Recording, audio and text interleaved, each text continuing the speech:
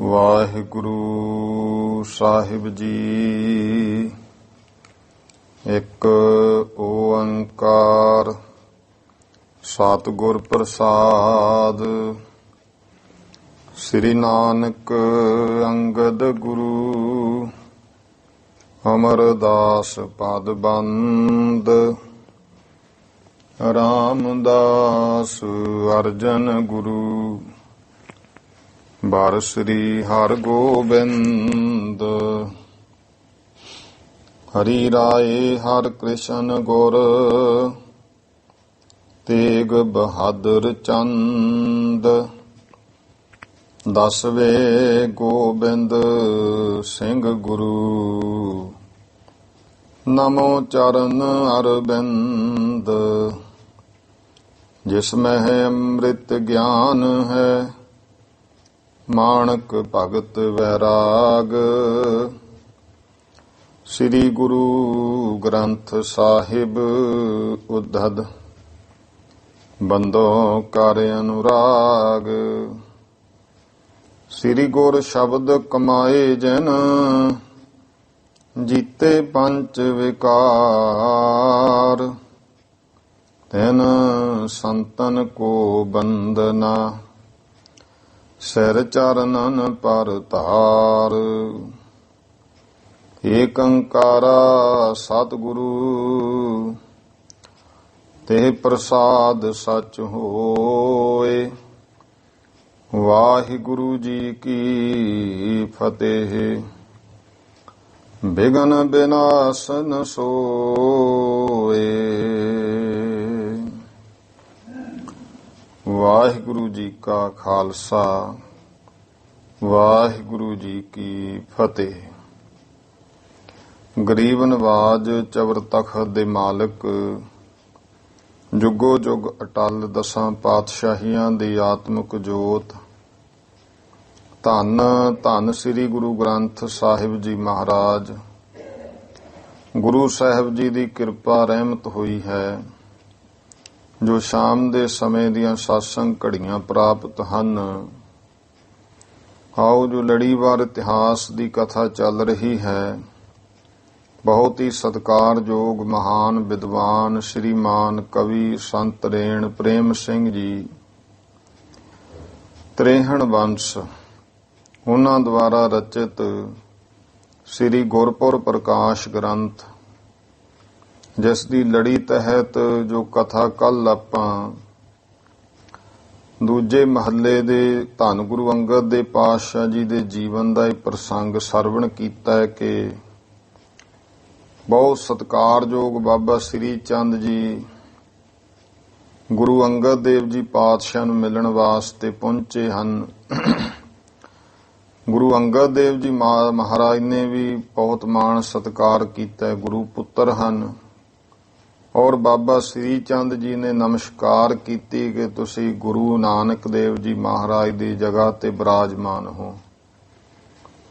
ਫਿਰ ਬਾਬਾ ਲਖਮੀ ਚੰਦ ਜੀ ਬਾਰੇ ਪੁੱਛਿਆ ਤਾਂ ਸਾਰੀ ਗੱਲ ਦੱਸ ਦਿੱਤੀ। ਕਿਵੇਂ ਸਣਦੇਹੀ ਪਰਿਵਾਰ ਸਮੇਤ ਸੱਚਖੰਡ ਗਵਨ ਕਰ ਗਏ ਤੇ ਬਾਬਾ ਸ੍ਰੀ ਚੰਦ ਜੀ ਨੇ ਉੱਚੀ ਬਾਂਹ ਕਰਕੇ ਬਾਬੇ ਧਰਮ ਚੰਦ ਨੂੰ ਗੁਰੂ ਨਾਨਕ ਦੇ ਪਾਤਸ਼ਾਹ ਦੇ ਪੋਤਰੇ ਬਾਬਾ ਲਖਮੀ ਚੰਦ ਜੀ ਦੇ ਪੁੱਤਰ ਨੂੰ ਆਪਣੇ ਕੋਲ ਰੱਖਿਆ ਕਿ ਗੁਰੂ ਨਾਨਕ ਦੇਵ ਜੀ ਮਹਾਰਾਜ ਦੀ ਪਰਿਵਾਰਕ ਅੰਸ਼ ਵੰਸ਼ ਇਸੇ ਤਰ੍ਹਾਂ ਚੱਲੇ। ਇਸ ਉਪਰੰਤ ਗੁਰੂ ਅਮਰਦਾਸ ਪਾਤਸ਼ਾਹ ਜੀ ਨੂੰ ਸੱਦ ਲਿਆ ਗਿਆ ਤੇ ਗੁਰੂ ਅੰਗਦ ਦੇਵ ਜੀ ਪਾਤਸ਼ਾਹ ਨੇ ਸਭ ਆਪਣੇ ਪੁੱਤਰਾਂ ਸਿੱਖਾਂ ਸਭ ਨੂੰ ਬੁਲਾ ਕਰਕੇ ਇਹ ਐਲਾਨ ਕਰ ਦਿੱਤਾ। ਚੇਤ ਸੁਦੀ ਏਕਮ 82 ਨਾਨਕ ਸ਼ਾਹੀ ਸੰਮਤ ਔਰ 1608 ਬਿਕਰਮੀ ਸੰਮਤ ਗੁਰੂ ਸਾਹਿਬ ਜੀ ਨੇ ਚੇਤ ਸੁਦੀ ਏਕਮ ਨੂੰ ਗੁਰਤਾ ਗੱਦੀ ਬਖਸ਼ ਦਿੱਤੀ। 5 ਪੈਸੇ ਲਲੇਰ ਰੱਖ ਕੇ ਨਮਸਕਾਰ ਕੀਤੀ। ਬਾਬਾ ਬੁੱਢਾ ਜੀ ਤੋਂ ਗੁਰਤਾ ਗੱਦੀ ਦਾ ਤਿਲਕ ਕਰਵਾਇਆ। ਉਪਰੰਤ ਬਾਬਾ ਬੁੱਢਾ ਜੀ ਤੋਂ ਬਾਅਦ ਬਾਬਾ ਸ੍ਰੀ ਚੰਦ ਗੁਰੂ ਅੰਗਦ ਦੇਵ ਸਾਹਿਬ ਦੇ ਪੁੱਤਰਾਂ ਸਾਰੀਆਂ ਸੰਗਤਾਂ ਨੇ ਨਮਸਕਾਰ ਕੀਤੀ। ਫਿਰ ਦੂਜ ਤੇ ਤੀਜ ਨੂੰ ਵੱਡਾ ਇਕੱਠ ਹੋਇਆ ਔਰ ਬਹੁਤ ਸੰਗਤਾਂ ਜੁੜੀਆਂ ਨੇ। ਚੌਥ ਨੂੰ ਚੇਤ ਸੁਦੀ ਚੌਥ ਗੁਰੂ ਅੰਗਦ ਦੇ ਪਾਤਸ਼ਾਹ ਜੀ ਜੋਤੀ ਜੋ ਸਮਾਉਂਦੇ ਆ। ਆਓ ਅੱਗੇ ਪ੍ਰਸੰਗ ਜੋ 15ਵੇਂ ਘਰ ਦਾ ਪ੍ਰਸੰਗ ਹੈ ਪ੍ਰੇਮ ਸਹਿਤ ਸਰਵਣ ਕਰੀਏ ਜੀ। ਸਤਨਾਮ ਸ੍ਰੀ ਵਾਹਿਗੁਰੂ ਸਾਹਿਬ ਜੀ। ਦੋਹਰਾ ਦਿਵਸ ਚਤੁਰਥੋ ਆਇਓ ਸ੍ਰੀ ਸਤਿਗੁਰ ਗਤ ਦਾਨ। ਹੁਣ ਚੇਤ ਸੁਦੀ ਚੌਥ ਦਾ ਦਿਨ ਆ ਗਿਆ। ਸ੍ਰੀ ਗੁਰੂ ਅੰਗਦ ਦੇ ਪਾਤਸ਼ਾਹ ਮਹਾਰਾਜ ਮੁਕਤੀ ਦਾਤੇ ਕਰ ਇਸ਼ਨਾਨ ਓ ਧਿਆਨ ਪੁਨ ਬੈਠੇ ਸਭਾ ਸਥਾਨ। ਪੂਰੇ ਧਿਆਨ ਨਾਲ ਪਹਿਲਾਂ ਮਹਾਰਾਜ ਨੇ ਇਸ਼ਨਾਨ ਕੀਤਾ, ਫਿਰ ਧਿਆਨ ਲਾ ਕਰਕੇ ਸਭਾ ਸਥਾਨ ਜਿੱਥੇ ਦੀਵਾਨ ਲੱਗਦਾ ਹੈ ਉੱਥੇ ਸਤਿਗੁਰੂ ਜੀ ਬਹਿ ਗਏ ਹਨ। ਚੌਪਈ ਸਭ ਸੰਗਤ ਮਿਲ ਕੇ ਤਬ ਆਈ। ਸਾਰੀ ਸੰਗਤ ਇਕੱਠੀ ਹੋ ਕੇ ਆ ਗਈ ਹੈ। ਆਸਾ ਵਾਰ ਲੱਗੀ ਅਧਕਾਈ ਤੇ ਆਸਾ ਦੀ ਵਾਰ ਦਾ ਕੀਰਤਨ ਵੱਧ ਚੜ ਕੇ ਹੋਇਆ ਹੈ। ਅੰਤਮ ਦਰਸ਼ਨ ਸਤਿਗੁਰ ਜਾਣੈ। ਇਹ ਸਰੀਰ ਦੇ ਰੂਪ ਵਿੱਚ ਆਖਰੀ ਵਾਰੀ ਦਰਸ਼ਨ ਜਾਣਦੇ ਆ ਕਿ ਗੁਰੂ ਅੰਗਦ ਦੇ ਪਾਤਸ਼ਾਹ ਦਾ ਇਹ ਪਾਵਨ ਸਰੀਰ ਰੂਪ ਵਿੱਚ ਜਿਹੜੇ ਦਰਸ਼ਨ ਹੈ ਸੰਗਤਾਂ ਦੇ ਮਨ ਵਿੱਚ ਐਸਾ ਹੈ। ਚੰਦ ਚਕੋਰ ਪ੍ਰੀਤ ਮਹਾਨੈ। ਇਸ ਕਰਕੇ ਜਿਵੇਂ ਚੰਦਰਮਾ ਨਾਲ ਚਕੋਰ ਦੀ ਪ੍ਰੀਤੀ ਹੈ, ਗੁਰੂ ਕੇ ਸਿੱਖਾਂ ਦੀ ਸਤਿਗੁਰ ਨਾਲ ਬਹੁਤ ਵੱਡੀ ਪ੍ਰੇਮ ਪ੍ਰੀਤ ਹੈ। ਕਿ ਚਿਤ ਸਿੱਖ ਮਿਲੇ ਤੇ ਥਾਏ। ਕੁਝ ਸਿੱਖ ਉਸ ਜਗ੍ਹਾ ਮਿਲੇ ਹਨ। ਪੂਰਬ ਕੀ ਕਹਿ ਬਾਤ ਸੁਣਾਏ। ਤੋਂ ਪਹਿਲਾਂ ਦੀਆਂ ਜੋ ਗੱਲਾਂ ਬਾਤਾਂ ਹਨ, ਪਹਿਲਾਂ ਦੀ ਜੋ ਹੋਈ ਬੀਤੀ ਕਥਾ ਉਹ ਸੁਣਾਉਂਦੇ ਹਨ। ਸ੍ਰੀ ਨਾਨਕ ਨਿਜ ਦੇਹ ਸਮੇਤ। ਸ੍ਰੀ ਗੁਰੂ ਨਾਨਕ ਦੇਵ ਮਹਾਰਾਜ ਜੀ ਕਹਿੰਦੇ ਨੇ ਭਾਈ ਆਪਣੇ ਦੇਹੀ ਦੇ ਸਮੇਤ ਕੀਨ ਗਮਨ ਬੈਕੁੰਠ ਨਕੇਤ। ਉਹਨਾਂ ਨੇ ਆਪਣੇ ਘਰ ਬੈਕੁੰਠ ਨੂੰ ਸੱਚਖੰਡ ਨੂੰ ਇਉਂ ਸਣਦੇ ਹੀ ਜਾਣਾ ਕੀਤਾ। ਇਮ ਵਿਚਾਰ ਸਿੱਖਨ ਮਹਿ ਹੋਏ।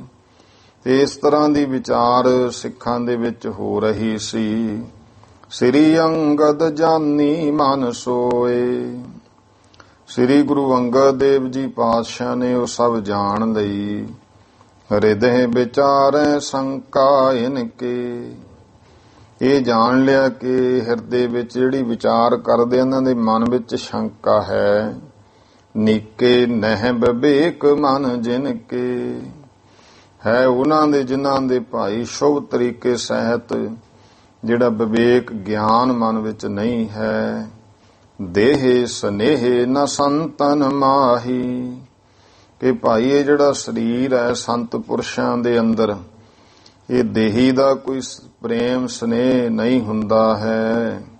ਇਮ ਸੂਛਮ ਗਤ ਜਾਣੈ ਨਾਹੀ। ਇਹ ਜਿਹੜੀ ਸੂਛਮ ਗੁਪਤ ਬਰੀਕ ਅੰਦਰ ਦੀ ਗਤ ਹਾਲਤ ਹੈ ਉਸ ਨੂੰ ਨਹੀਂ ਜਾਣਦੇ। ਜੇ ਇਨ ਕੀ ਸ਼ੰਕਾ ਨਹਿ ਜਾਏ। ਪਰ ਫਿਰ ਨਾਲ ਸੋਚਿਆ ਮਹਾਰਾਜ ਨੇ ਵੀ ਜੇ ਇਹਨਾਂ ਦੀ ਸ਼ੰਕਾ ਨਾ ਦੂਰ ਹੋਈ ਮਮ ਸੰਗਤ ਕੋ ਕਿਆ ਫਲ ਪਾਏ। ਫਿਰ ਸਾਡੀ ਸੰਗਤ ਵੀ ਕੀਤੀ ਇਹਨਾਂ ਨੇ, ਇਹਦਾ ਕੀ ਇਹਨਾਂ ਨੂੰ ਫਲ ਮਿਲੇਗਾ। ਸ਼ਰਧਾ ਤਿਆਗੇ ਦੋਸ਼ ਵਿਸਾਲੇ।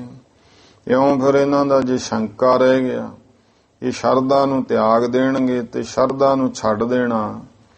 ਇਹ ਭਾਈ ਗੁਰਸਿੱਖ ਜਗਿਆਸੂ ਕੋਈ ਵੀ ਅਜੇ ਸ਼ਰਧਾ ਨਹੀਂ ਤੇ ਵੱਡੇ ਦੋਸ਼ ਹਨ। ਔਰ ਨਿਸ਼ਚਾ ਇਨਕੇ ਸਭ ਹਾਲੇ। ਇਸ ਤਰ੍ਹਾਂ ਫਿਰ ਇਹਨਾਂ ਦੇ ਹਿਰਦੇ ਦਾ ਜਿਹੜਾ ਨਿਸ਼ਚਾ ਹੈ ਉਹ ਸਭ ਹਿੱਲ ਜਾਵੇਗਾ। ਇਮ ਸਿੱਖਨ ਪਰ ਕਰ ਨਾ ਠਾਨੀ। ਕਿਉਂ ਉਹਨਾਂ ਦੇ ਮਨ ਵਿੱਚ ਸੀ ਵੀ ਕੀ ਗੁਰੂ ਅੰਗਦ ਦੇਵ ਮਹਾਰਾਜ ਵੀ ਹੁਣ ਉਵੇਂ ਦੇਹੀ ਨੂੰ ਲੋਪ ਕਰਨਗੇ। ਇਹ ਸ਼ੰਕਾ ਮਹਾਰਾਜ ਨੇ ਐਸਾ ਨਹੀਂ ਸੀ ਕਰਨਾ, ਇਹ ਗੁਰੂ ਸਾਹਿਬ ਦੀ ਮੌਜ ਹੈ। ਪਰ ਹੁਣ ਮਹਾਰਾਜ ਨੇ ਵੇਖਿਆ ਜੇ ਇਉਂ ਸਾਡਾ ਇੱਥੇ ਸਰੀਰ ਰਿਹਾ, ਹੱਥੀਂ ਸੰਸਕਾਰ ਹੋਇਆ, ਇਹਨਾਂ ਦੇ ਮਨ 'ਚ ਸ਼ੰਕਾ ਹੋ ਜੂ ਕੋਈ ਗੁਰੂ ਨਾਨਕ ਦੇਵ ਮਹਾਰਾਜ ਹੋਰ ਸੀ, ਇਹ ਹੋਰ ਹੈ। ਇਸ ਕਰਕੇ ਫਿਰ ਗੁਰੂ ਪਾਤਸ਼ਾਹ ਮਹਾਰਾਜ ਨੇ ਇਮ ਸਿੱਖਣ ਪਰ ਕਰਨਾ ਠਾਨੀ, ਇਉਂ ਭਾਈ ਸਿੱਖਾਂ ਦੇ ਉੱਤੇ ਕਿਰਪਾ ਕੀਤੀ। ਅਤ ਲੀਲਾ ਤਬ ਰਚੀ ਮਹਾਨੀ, ਤਾਂ ਬਹੁਤ ਵੱਡੀ ਇੱਕ ਲੀਲਾ ਕੌਤਕ ਸਤਿਗੁਰਾਂ ਨੇ ਰਚ ਦਿੱਤਾ ਹੈ। ਭਏ ਆਲੋਪ ਸਿੰਘਾਸਨ ਪਰ ਤੇ, ਜਿਹੜੇ ਸਿੰਘਾਸਣ ਤੇ ਬੈਠੇ ਸਨ, ਬੈਠੇ ਹੀ ਮਹਾਰਾਜ ਅਲੋਪ ਹੋ ਗਏ। ਹੁਤੇ ਸਮੀਪ ਨ ਕਾਹੂ ਨਿਹਰਤੇ, ਹੁਣ ਹੈ ਨੇੜੇ ਹੀ, ਕੋਲ ਉੱਥੇ ਹੀ ਹੈ, ਪਰ ਕਿਸੇ ਨੂੰ ਦਰਸ਼ਨ ਨਹੀਂ ਹੋ ਰਹੇ ਹਨ। ਦੇਖ ਚਰਿੱਤਰ ਬਿਸਮ ਮਤ ਰਹੀ, ਇਹ ਕੌਤਕ ਵੇਖ ਕੇ ਸਭ ਦੀ ਮਤ ਬੁੱਧ ਬਿਸੰਬਾਦ ਹੈਰਾਨ ਹੋ ਗਈ। ਅਦਭੁਤ ਲੀਲਾ ਜਾਤ ਨ ਕਹੀ, ਕਿ ਅਦਭੁਤ ਤੇ ਅਚਰਜ ਲੀਲਾ ਹੈ ਜਿਹਨੂੰ ਕੋਈ ਕਿਹਾ ਨਹੀਂ ਜਾ ਸਕਦਾ। ਚਾਹੁੰਦਿਸ ਬੋਲ ਉੱਠੇ ਸਿੱਖ ਸਾਰੇ, ਤਾਂ ਚਾਰੇ ਪਾਸਿਓਂ ਸਾਰੇ ਸਿੱਖ ਇਸ ਤਰ੍ਹਾਂ ਆਵਾਜ਼ਾਂ ਆਉਣ ਲੱਗੀਆਂ। ਤਨ ਜੁਤ ਗੁਰ ਬੈਕੁੰਠ ਸਿਧਾਰੇ, ਇਹ ਗੁਰੂ ਸਾਹਿਬ ਜੀ ਆਪਣੇ ਸਰੀਰ ਸਮੇਤ ਹੀ ਬੈਕੁੰਠ ਨੂੰ ਚਲੇ ਗਏ ਹਨ। ਪਰਿਉ ਰੌਰ ਸੰਗਤ ਕੇ ਮਾਹੀ, ਸੰਗਤਾਂ ਦੇ ਵਿੱਚ ਇਸ ਗੱਲ ਦਾ ਰੌਲਾ ਪਿਆ ਹੈ।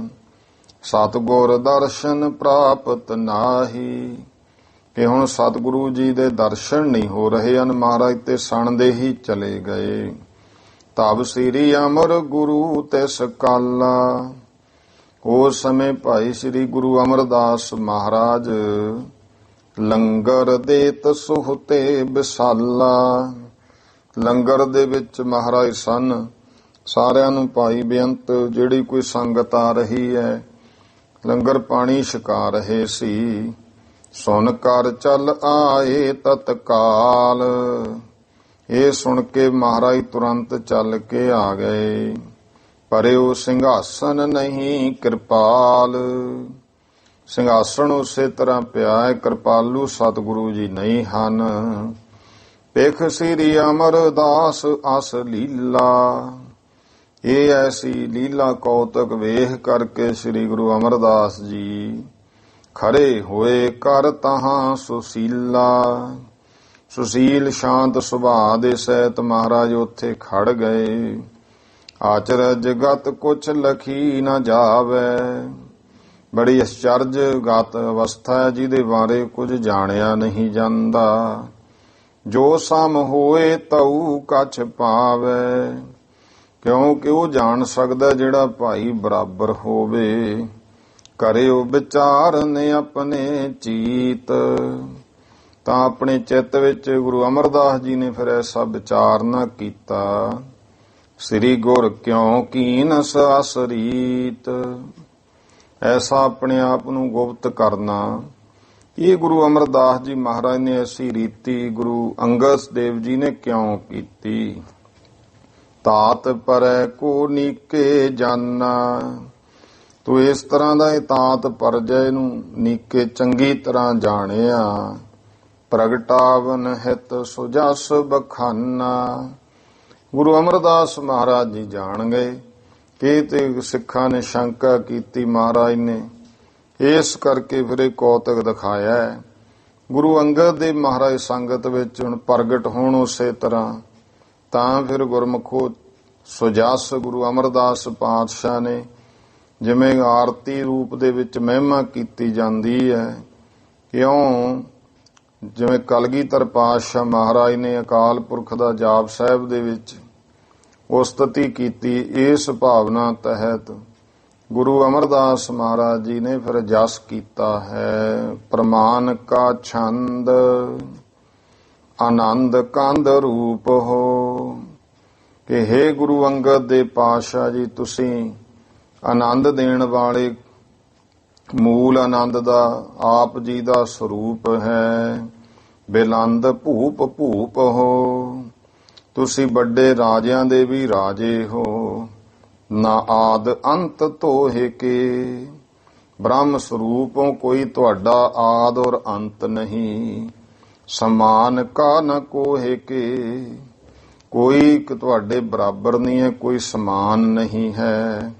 ਮੁਕੰਦ ਸੇਵਕਾਨ ਕੋ, ਆਪਣੇ ਸੇਵਕਾਂ ਨੂੰ ਮੁਕਤੀ ਦੇਣ ਵਾਲੇ ਹੋ।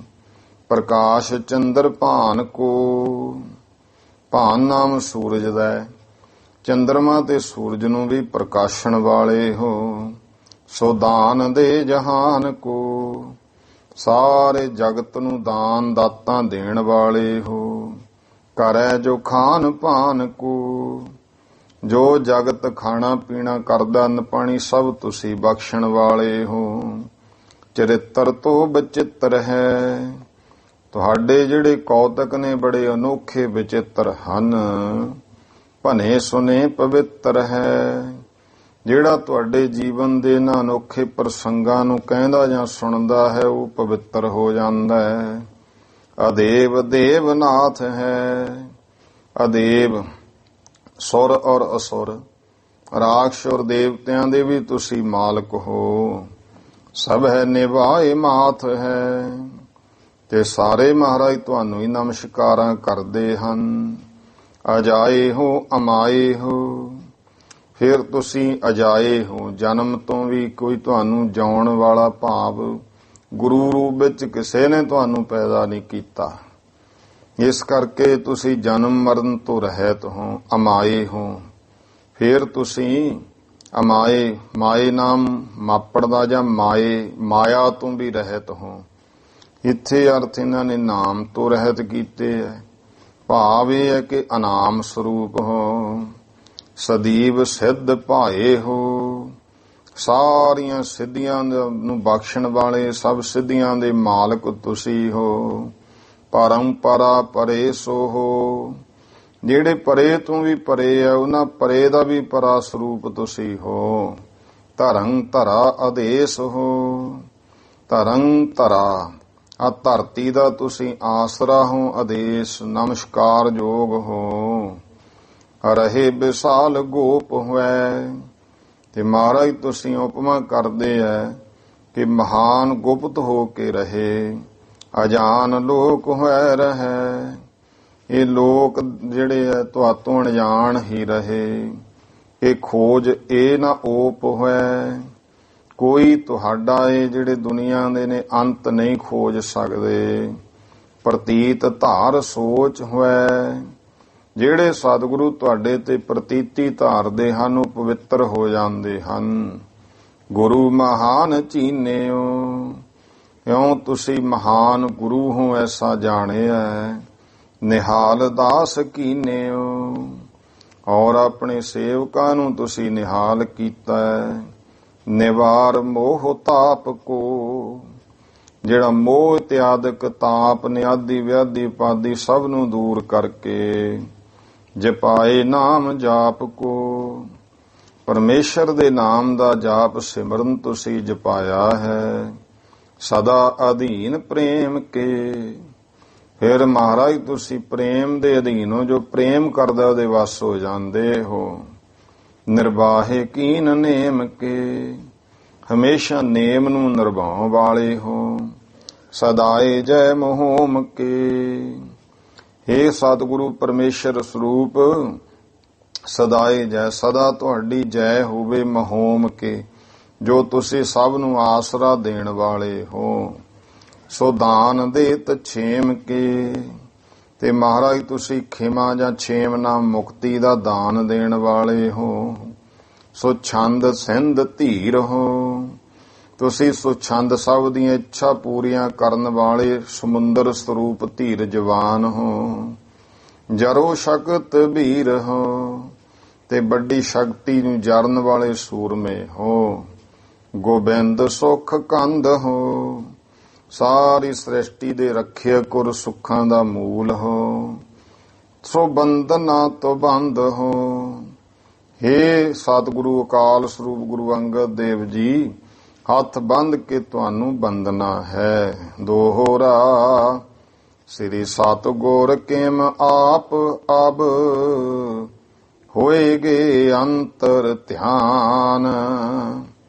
ਹੁਣ ਸਥਿਤੀ ਸ੍ਰੀ ਗੁਰੂ ਮਹਾਰਾਜ, हे ਗੁਰੂ ਅੰਗਦ ਦੇਵ ਜੀ, ਕਿਸ ਤਰ੍ਹਾਂ ਤੁਸੀਂ ਆਪ ਅੰਤਰ ਧਿਆਨ ਹੋ ਗਏ।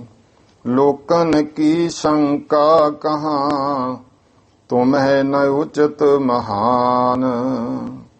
ਮਹਾਰਾਜ, ਲੋਕਾਂ ਦੀਆਂ ਸ਼ੰਕਾ ਕੀ ਹਨ, ਤੁਹਾਡੇ ਤੇ ਕੀ ਅਸਰ ਹੈ, ਤੁਸੀਂ ਮਹਾਨ ਹੋ, ਉੱਚੇ ਹੋ।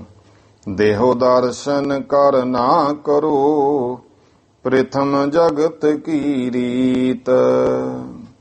ਮਹਾਰਾਜ, ਕਿਰਪਾ ਕਰਕੇ ਆਪਣਾ ਦਰਸ਼ਨ ਦਿਓ, ਜੋ ਪਹਿਲਾਂ ਹੀ ਜਗਤ ਦੀ ਰੀਤੀ। ਕਰਤ ਰਹੇ ਸੋ ਅਬ ਕਰੋ, ਕਿਉ ਠਾਨੋ ਵਿਪਰੀਤ। ਮਹਾਰਾਜ, ਜਿਵੇਂ ਪਹਿਲਾਂ ਕਰਦੇ ਰਹੇ ਉਸੇ ਰੀਤੀ ਮੁਤਾਬਕ ਹੀ ਹੁਣ ਮਹਾਰਾਜ ਸਭ ਕੁਝ ਕਰੋ। ਕਿਉਂ ਤੁਸੀਂ ਐਸਾ ਵਿਪਰੀਤੀ ਉਲਟ ਇਹ ਰੀਤ ਕੀਤੀ ਹੈ। ਪਰਮ ਧਾਮ ਅਭਿਰਾਮ ਕੋ ਗਮਨੋ ਇਤ ਤਨ ਤਿਆਗ। हे ਸਤਿਗੁਰੂ ਜੀ, ਜੋ ਪਰਮ ਧਾਮ ਮਹਾਨ ਤੁਹਾਡਾ ਵੱਡਾ ਧਾਮ ਸੱਚਖੰਡ ਹੈ, ਅਭਿਰਾਮ ਬਹੁਤ ਸੁੰਦਰ ਸੱਚਖੰਡ ਦਾ ਗਮਨੋ ਇਤ ਤਨ ਤਿਆਗ। ਆਪ ਜੀ ਇਸ ਸਰੀਰ ਨੂੰ ਇੱਥੇ ਛੱਡ ਕੇ ਸਤਿਗੁਰੂ ਜੀ ਗਮਨਾ ਕਰੋ। ਏਮ ਬੇਨਤੀ ਸੁਨ ਦਾਸ ਕੀ ਜਾਨ ਮਹਾ ਅਨੁਰਾਗ। ਇਹ ਬੇਨਤੀ ਗੁਰੂ ਅਮਰਦਾਸ ਪਾਤਸ਼ਾਹ ਜੀ ਦੀ ਸੁਣ ਕਰਕੇ ਮਹਾਨ ਪ੍ਰੇਮ ਜਾਣਿਆ ਹੈ। ਸਿੰਘਾਸਨ ਪਰ ਵਿਦਤ ਭੇ ਦੇਖ ਸਕਲ ਹਰ ਖਾਏ। ਸਤਿਗੁਰੂ ਜੀ ਸਿੰਘਾਸਣ ਦੇ ਉੱਤੇ ਉਸੇ ਤਰ੍ਹਾਂ ਪ੍ਰਗਟ ਹੋ ਗਏ। ਸਾਰੇ ਸਤਿਗੁਰਾਂ ਦਾ ਸਰੂਪ ਵੇਖ ਕੇ ਪ੍ਰਸੰਨ ਖੁਸ਼ ਹੋਏ ਹਨ। ਜੈ ਜੈ ਕਾ ਜੈ ਜੈ ਸ਼ਬਦ ਉਚਾਰ ਕਰ, ਪਰੇ ਧਾਏ ਸਭ ਪਾਏ। ਤੇ ਸਾਰੇ ਜੈ ਜੈਕਾਰ ਦੇ ਸ਼ਬਦ ਉਚਾਰਦੇ ਐ। ਸਭ ਭਾਈ ਭੱਜ ਕੇ ਸਤਿਗੁਰਾਂ ਦੇ ਚਰਨੀ ਪਏ ਹਨ। ਅਮਰਦਾਸ ਹੋਏ ਪਾਸ ਗੁਰ, ਨਿਜ ਅਰਦਾਸ ਪ੍ਰਕਾਸ਼। ਇਉਂ ਭਾਈ ਗੁਰੂ ਅਮਰਦਾਸ ਮਹਾਰਾਜ ਜੀ ਦੇ ਕੋਲ ਹੋ ਗਏ ਗੁਰੂ ਅੰਗਦ ਦੇ ਪਾਤਸ਼ਾਹ ਜੀ। ਆਪਣੀ ਜੋ ਅਰਦਾਸ ਹੈ ਉਸ ਨੂੰ ਪ੍ਰਕਾਸ਼ ਕੀਤਾ। ਅਦਭੁਤ ਲੀਲਾ ਆਪ ਕੀ ਸਦਾ ਬਿਲਾਸ ਹੁਲਾਸ। ਗੁਰੂ ਅਮਰਦਾਸ ਮਹਾਰਾਜ ਜੀ ਨੇ ਸਤਿਗੁਰਾਂ ਕੋਲ ਹੋ ਕੇ ਅਰਦਾਸ ਕੀਤੀ ਵੀ ਸਤਿਗੁਰੂ, ਇਹ ਜਿਹੜੀ ਤੁਹਾਡੀ ਲੀਲਾ ਕੌਤਕ ਹੈ, ਬੜੇ ਅਦਭੁਤ ਅਚਰਜ ਹਨ। ਸਦਾ ਬਿਲਾਸ ਹੁਲਾਸ, ਸਦਾ ਹੀ ਖੁਸ਼ੀਆਂ ਖੇੜੇ ਹੁਲਾਸ ਬਖਸ਼ਣ ਵਾਲੇ ਹਨ। ਚੌਪਈ ਇਹੋ ਕਾਰਨ ਕਿਮ ਰਾਵ ਰਕੀਨ। ਮਹਾਰਾਜ ਨੇ ਬੇਨਤੀ ਕੀਤੀ ਗੁਰੂ ਅਮਰਦਾਸ ਜੀ ਨੇ, हे ਗੁਰੂ ਅੰਗਦ ਦੇ ਪਾਤਸ਼ਾਹ ਜੀ, ਇਹ ਤੁਸੀਂ ਇਸ ਤਰ੍ਹਾਂ ਦਾ ਕਾਰਨ ਕਿਉਂ ਕੀਤਾ। ਸਭ ਕੇ ਮਨ ਅਚਰਜ ਬੜ ਦੀਨ। ਜੋ ਸਾਰਿਆਂ ਦੇ ਮਨ ਵਿੱਚ ਵੱਡੀ ਹੈਰਾਨੀ ਤੁਸੀਂ ਦਿੱਤੀ ਹੈ। ਇਸ ਪ੍ਰਕਾਰ ਨਹਿ ਉਚਿਤ ਤੁਮਾਰੇ। ਮਹਾਰਾਜ, ਇਸ ਤਰ੍ਹਾਂ ਨਾ ਕਰੋ। ਇਸ ਤਰ੍ਹਾਂ ਸਾਡੇ ਲਈ ਮਹਾਰਾਜ ਕਰਨਾ ਤੁਹਾਨੂੰ ਉਚਿਤ ਨਹੀਂ। ਪਰਮ ਧਾਮ ਕੋ ਜਥਾ ਪਧਾਰੇ। ਜਿਵੇਂ ਤੁਸੀਂ ਪਰਮ ਧਾਮ ਸੱਚਖੰਡ ਨੂੰ ਇਸ ਤਰ੍ਹਾਂ ਪਧਾਰ ਗਏ ਸੀ। ਸ੍ਰੀ ਅੰਗਦ ਤਬ ਸੁਨਹਿ ਬਖਾਨਾ। ਸਾਰੀਆਂ ਸੰਗਤਾਂ ਬੈਠੀਆਂ ਤੇ ਮਹਾਰਾਜ ਨੇ ਫਿਰ ਇਹ ਸੁਣ ਕਰਕੇ ਬਚਨ ਕੀਤੇ ਗੁਰੂ ਅੰਗਦ ਦੇਵ ਜੀ ਨੇ। ਸਿੱਖਨ ਕੇ ਮਨ ਸ਼ੰਕ ਮਹਾਨਾ। ਕਹਿੰਦੇ ਭਾਈ, ਅਸੀਂ ਇੰਨਾ ਤਾਂ ਦਿਖਾਇਆ ਕਿ ਸਿੱਖਾਂ ਦੇ ਮਨ 'ਚ ਸ਼ੰਕਾ ਨਾ ਰਹੇ ਕਿ ਗੁਰੂ ਵਿੱਚ ਕੋਈ ਭੇਦ ਹੈ। ਇਹਨਾਂ ਦੇ ਮਨ ਵਿੱਚ ਕੁਝ ਸਿੱਖਾਂ ਦੇ ਵੱਡਾ ਸ਼ੰਕਾ ਪੈਦਾ ਹੋ ਗਿਆ ਸੀ। ਸਹਿਤ ਸਰੀਰ ਬੈਕੁੰਠ ਸਿਧਾਰੇ। ਇਹ ਸੋਚਦੇ ਸਨ ਕਿ ਦੇਖੋ ਗੁਰੂ ਨਾਨਕ ਦੇਵ ਮਹਾਰਾਜ ਜੀ ਤਾਂ ਸਰੀਰ ਦੇ ਸਮੇਤ ਹੀ ਬੈਕੁੰਠ ਨੂੰ ਗਏ, ਕਿ ਇਹ ਵੀ ਉਨੇ ਹੀ ਹੈ। ਕੁਝ ਜਿਹੜੇ ਗਿਆਨ ਤੁਹੀਣੇ ਸੀ ਇਹ ਵੀ ਉਸੇ ਤਰ੍ਹਾਂ ਜਾ ਸਕਦੇ ਆ। ਕਹਿੰਦੇ ਵੀ ਇਸ ਤਰ੍ਹਾਂ ਫਿਰ ਮਹਾਰਾਜ ਕਹਿੰਦੇ ਇਹ ਵਿਚਾਰਾਂ ਕਰਦੇ ਸੀ। ਸਹਿਤ ਸਰੀਰ ਬੈਕੁੰਠ ਸਿਧਾਰੇ, ਆਪਸ ਮਹਿ ਮਿਲ ਕਰਤ ਚਾਰੇ। ਤੇ ਆਪਸ ਵਿੱਚ ਇਹੋ ਜੀਆਂ ਗੱਲਾਂ ਬਾਤਾਂ ਕੁਝ ਕਰਦੇ ਸਨ ਮਿਲ ਕੇ। ਏਵ ਨ ਕਰਤੇ ਸ਼ਰਧਾ ਨਾਸਤ, ਜੇ ਭਾਈ ਅਸੀਂ ਇਹ ਨਾ ਕਰਦੇ ਨਾ ਇਸ ਗੁਰਗੱਦੀ ਤੋਂ, ਫਿਰ ਇਹਨਾਂ ਦੀ ਜਿਹੜੇ ਸ਼ੰਕਾਵਾਦੀ ਸੀ ਉਹਨਾਂ ਦੀ ਸ਼ਰਧਾ ਨਸ ਜਾਣੀ ਸੀ। ਲਗਤ ਦੋਸ਼ ਮਮ ਦਾਸਨ ਗ੍ਰਾਸਤ, ਤੇ ਇਹਦਾ ਦੋਸ਼ ਜਿਹੜਾ ਹੈ ਮੇਰੇ ਦਾਸਾਂ ਨੂੰ, ਤੇ ਇਹ ਦੋਸ਼ ਲੱਗਣਾ ਸੀ, ਇਹ ਦੋਸ਼ੀ ਬਣ ਜਾਣੇ ਸਨ। ਇਸ ਕਰਕੇ ਜਿਹੜਾ ਦੋਸ਼ ਨੇ ਮੇਰੇ ਸੇਵਕਾਂ ਨੂੰ ਗ੍ਰਸ ਲੈਣਾ ਸੀ। ਸਭ ਹਨ ਮਨ ਸ਼ੰਕਾ ਜੋ ਧਾਰੀ, ਇਹਨਾਂ ਸਭ ਨੇ ਜਿਹੜੀ ਮਨ ਦੇ ਵਿੱਚ ਸ਼ੰਕਾ ਕੀਤੀ। ਇਹੋ ਕ੍ਰਿਤ ਕਰ ਜਲ ਸਾਥ ਪਖਾਰੀ, ਇਸ ਤਰ੍ਹਾਂ ਦੀ ਜਿਹੜੀ ਹੈ ਕ੍ਰਿਤ ਕਰਕੇ ਫਿਰ ਮਹਾਰਾਜ ਜੀ ਨੇ, ਗੁਰੂ ਪਾਤਸ਼ਾਹ ਮਹਾਰਾਜ ਨੇ ਜਲ ਸਾਥ, ਜਲ ਪਾਣੀ ਛਕਿਆ ਹੈ। ਮਮ ਸੰਗਤ ਤੇ ਸਿੱਖ ਸੁਖ ਪਾਵਹਿ, ਮਹਾਰਾਜ ਕਹਿੰਦੇ ਭਾਈ ਜਿਹੜਾ ਸਾਡੀ ਸੰਗਤ ਵਿੱਚ ਆ ਗਿਆ ਨਾ, ਉਹ ਗੁਰਸਿੱਖ ਸੁਖ ਪਾ ਲਵੇਗਾ। ਬਿਨ ਸ਼ਰਧਾ ਸੋ ਹਾਥ ਨ ਆਵਹਿ, ਤੇ ਬਿਨਾਂ ਸ਼ਰਧਾ ਤੋਂ ਜਿਹੜਾ ਸੁਖ ਆਨੰਦ ਹੱਥ ਨਹੀਂ ਆਉਂਦਾ ਹੈ। ਬਿਗਸ ਬਦਨ ਤੇ ਬਹੁਰ ਬਖਾਨੀ, ਮਹਾਰਾਜ ਨੇ ਫਿਰ ਭਾਈ ਆਪਣੇ ਮੁਖੜੇ ਖਿੜੇ ਹੋਏ ਮੁਖੜੇ ਦੇ ਸਹਿਤ ਫੇਰੇ ਬਚਨ ਕਹੇ। ਸੁਨ ਪੁਰਖਾ ਤੂੰ ਪੂਰਨ ਗਿਆਨੀ, ਹੇ ਗੁਰੂ ਅਮਰਦਾਸ, ਹੇ ਪੁਰਖਾ ਤੂੰ ਸੁਣ ਭਾਈ, ਪੂਰਨ ਤੂੰ ਗਿਆਨੀ ਹੈ। ਇਹੋ ਜਗ ਸਲਤਾ ਕੋ ਪਰਵਾਹ, ਇਹ ਜਿਹੜਾ ਜਗਤ ਹੈ ਇਹ ਤਾਂ ਭਾਈ ਨਦੀ ਦੇ ਪ੍ਰਵਾਹ ਵਰਗਾ ਹੈ। ਚੱਲੀਏ ਜਾਤ ਪੁਨ ਪੂਰਨ ਆਹ, ਇਹ ਜਿਵੇਂ ਨਦੀ ਦਾ ਪ੍ਰਵਾਹ ਚੱਲਿਆ ਤੁਰਿਆ ਜਾਂਦਾ ਹੈ, ਤੇ ਇਸੇ ਤਰ੍ਹਾਂ ਇਹ ਚੱਲਿਆ ਜਾ ਰਿਹਾ ਹੈ। ਪੁਨ ਪੂਰਨ, ਫਿਰ ਪੁਨ ਕਹੀਏ ਫਿਰ ਪੂਰਾਂ ਦੇ ਪੂਰ ਭਰ ਕੇ ਵੀ ਆ ਰਹੇ ਹਨ। ਜਲ ਤਰੰਗ ਜਸ ਜਲ ਹੈ ਸਮਾਵੈ, ਮਹਾਰਾਜ ਕਹਿੰਦੇ ਜਿਵੇਂ ਪਾਣੀ ਦੇ ਉੱਤੇ ਤਰੰਗ ਪੈਦਾ ਹੁੰਦੀ ਹੈ, ਉਸੇ ਤਰ੍ਹਾਂ ਹੀ ਫਿਰ ਉਹਦੇ ਵਿੱਚ ਸਮਾ ਜਾਂਦੀ ਹੈ। ਹੋਇ ਜਲ ਜਲ ਤੇ ਭਿੰਨ ਦਿਖਾਵੇ, ਦੇਖੋ ਉਹਨਾਂ ਕੁ ਸਮਾਂ ਉਹ ਹੁੰਦੀ ਤਾਂ ਜਲ ਹੀ ਹੈ, ਪਰ ਤਰੰਗ ਰੂਪ ਵਿੱਚ ਜਦੋਂ ਹੁੰਦੀ ਆ ਥੋੜੀ ਜਿਹੀ ਪਾਣੀ ਤੋਂ ਵੱਖਰੀ ਆਪਣਾ ਰੂਪ ਦਿਖਾਉਂਦੀ ਹੈ। ਸੰਤ ਦ્વੈਤ ਤਿਨ ਨਾਹਿਨ ਆਨੇ, ਜਿਹੜੇ ਸੰਤ ਪੁਰਸ਼ ਨੇ ਨਾ ਉਹਨਾਂ ਦੇ ਵਿੱਚ ਤਾਂ ਕੋਈ ਇਸ ਤਰ੍ਹਾਂ ਦੀ ਦ્વੈਤ ਨਹੀਂ ਹੁੰਦੀ। ਹੁਣ ਇਹ ਦੇਖਣ ਦੀ ਬਿਰਤੀ ਹੈ ਨਾ, ਇੱਕ ਕਹੂ ਵੀ ਉਹ ਨਦੀ ਆ, ਨਦੀ ਦੇ ਉੱਤੇ ਤਰੰਗਾਂ ਨੇ, ਇੱਕ ਨੇ ਵੇਖਿਆ ਉਹ ਕਹਿੰਦਾ ਨਹੀਂ ਸਭ ਕੁਝ ਜਲ ਹੀ ਜਲ ਹੈ। ਇਸ ਤਰ੍ਹਾਂ ਜਿਹੜਾ ਹੁਣ ਨਦੀ ਨੂੰ ਵੱਖਰਾ ਤੇ ਤਰੰਗ ਨੂੰ ਵੱਖਰਾ ਜਾਣਨਾ, ਇਹਨੂੰ ਦ્વੈਤ ਕਿਹਾ। ਜਿਹੜੇ ਸੰਤ ਪੁਰਸ਼ ਹਨ, ਸੰਤ ਉਹ ਹੈ ਜਿਹਦੇ ਅੰਦਰ ਇਹ ਦ્વੈਤ ਵੀ ਖਤਮ ਹੋ ਜਾਂਦੀ ਹੈ। ਸੰਤ ਦ્વੈਤ ਤਿਨ ਨਾਹਿ ਨਾਨੇ, ਉਹਨਾਂ ਨੂੰ ਕੋਈ ਵੀ ਇਸ ਤਰ੍ਹਾਂ ਦੀ ਦ્વੈਤ ਨਹੀਂ ਆਉਂਦੀ ਹੈ। ਆਤਮ ਪਰਮਾਤਮ ਇੱਕ ਜਾਣੇ, ਉਹ ਆਤਮ ਔਰ ਪਰਮਾਤਮ ਨੂੰ ਇੱਕੋ ਹੀ ਜਾਣਦੇ ਆ। ਇਹ ਬੇਨਤੀ ਸਾਂਝੀ ਕੀਤੀ ਕਈ ਵਾਰ। ਗੁਰਮੁਖੋ ਬਾਹਰ ਵਿਰਾਟ ਰੂਪ ਵਿੱਚ ਪਰਮਾਤਮਾ, ਉਹੀ ਸਰੀਰ ਦੇ ਵਿੱਚ ਹੈ ਤਾਂ ਆਤਮਾ। ਆਤਮਾ ਔਰ ਪਰਮਾਤਮਾ ਹੈ ਇੱਕ ਰੂਪ, ਤੇ ਇਸ ਕਰਕੇ ਫਿਰ ਇਹਨੂੰ ਅੰਸ਼ ਕਿਹਾ ਬ੍ਰਹਮ ਦੀ। ਤੇ ਜਿਹੜੇ ਸੰਤ ਨੇ ਉਹ ਇੱਕੋ ਹੀ ਜਾਣਦੇ ਹਨ।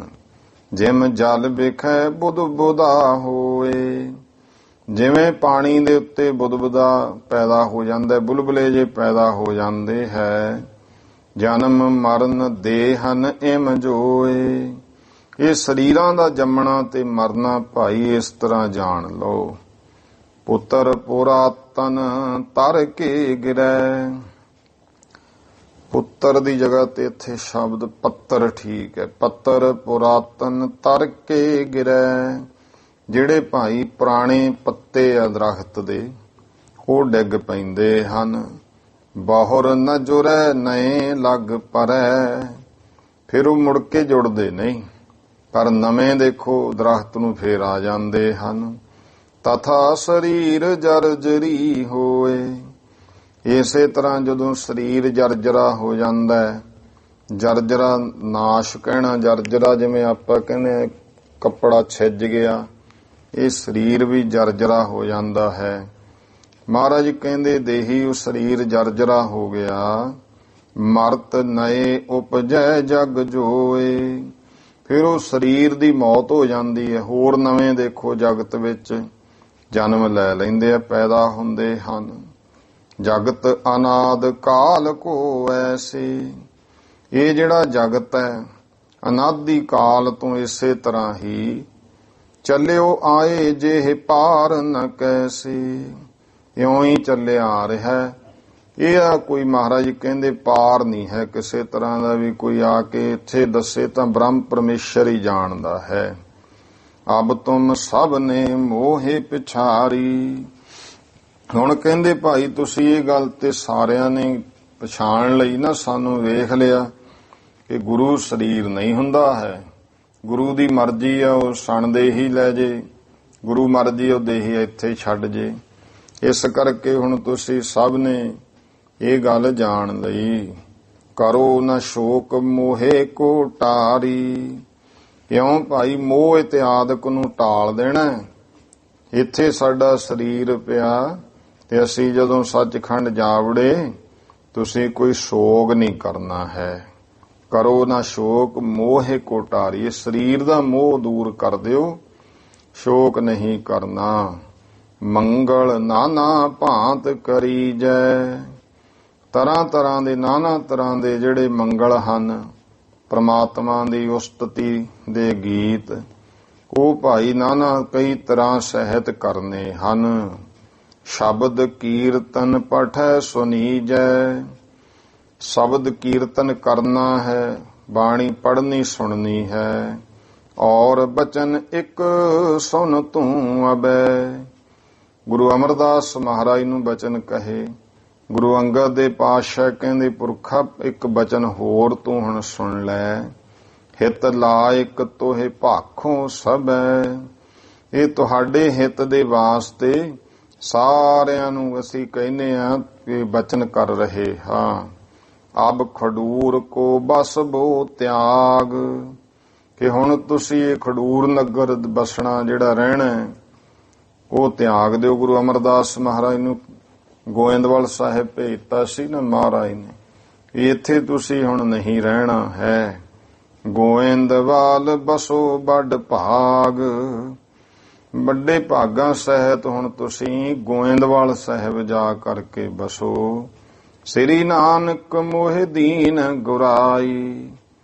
ਸ੍ਰੀ ਗੁਰੂ ਨਾਨਕ ਦੇਵ ਜੀ ਪਾਤਸ਼ਾਹ ਨੇ ਮਹਾਰਾਜ ਕਹਿੰਦੇ ਸਾਨੂੰ ਗੁਰਤਾ ਗੱਦੀ ਬਖਸ਼ੀ, ਕਿਰਪਾ ਧਾਰ ਪੁਨ ਗਿਰਾ ਅਲਾਈ।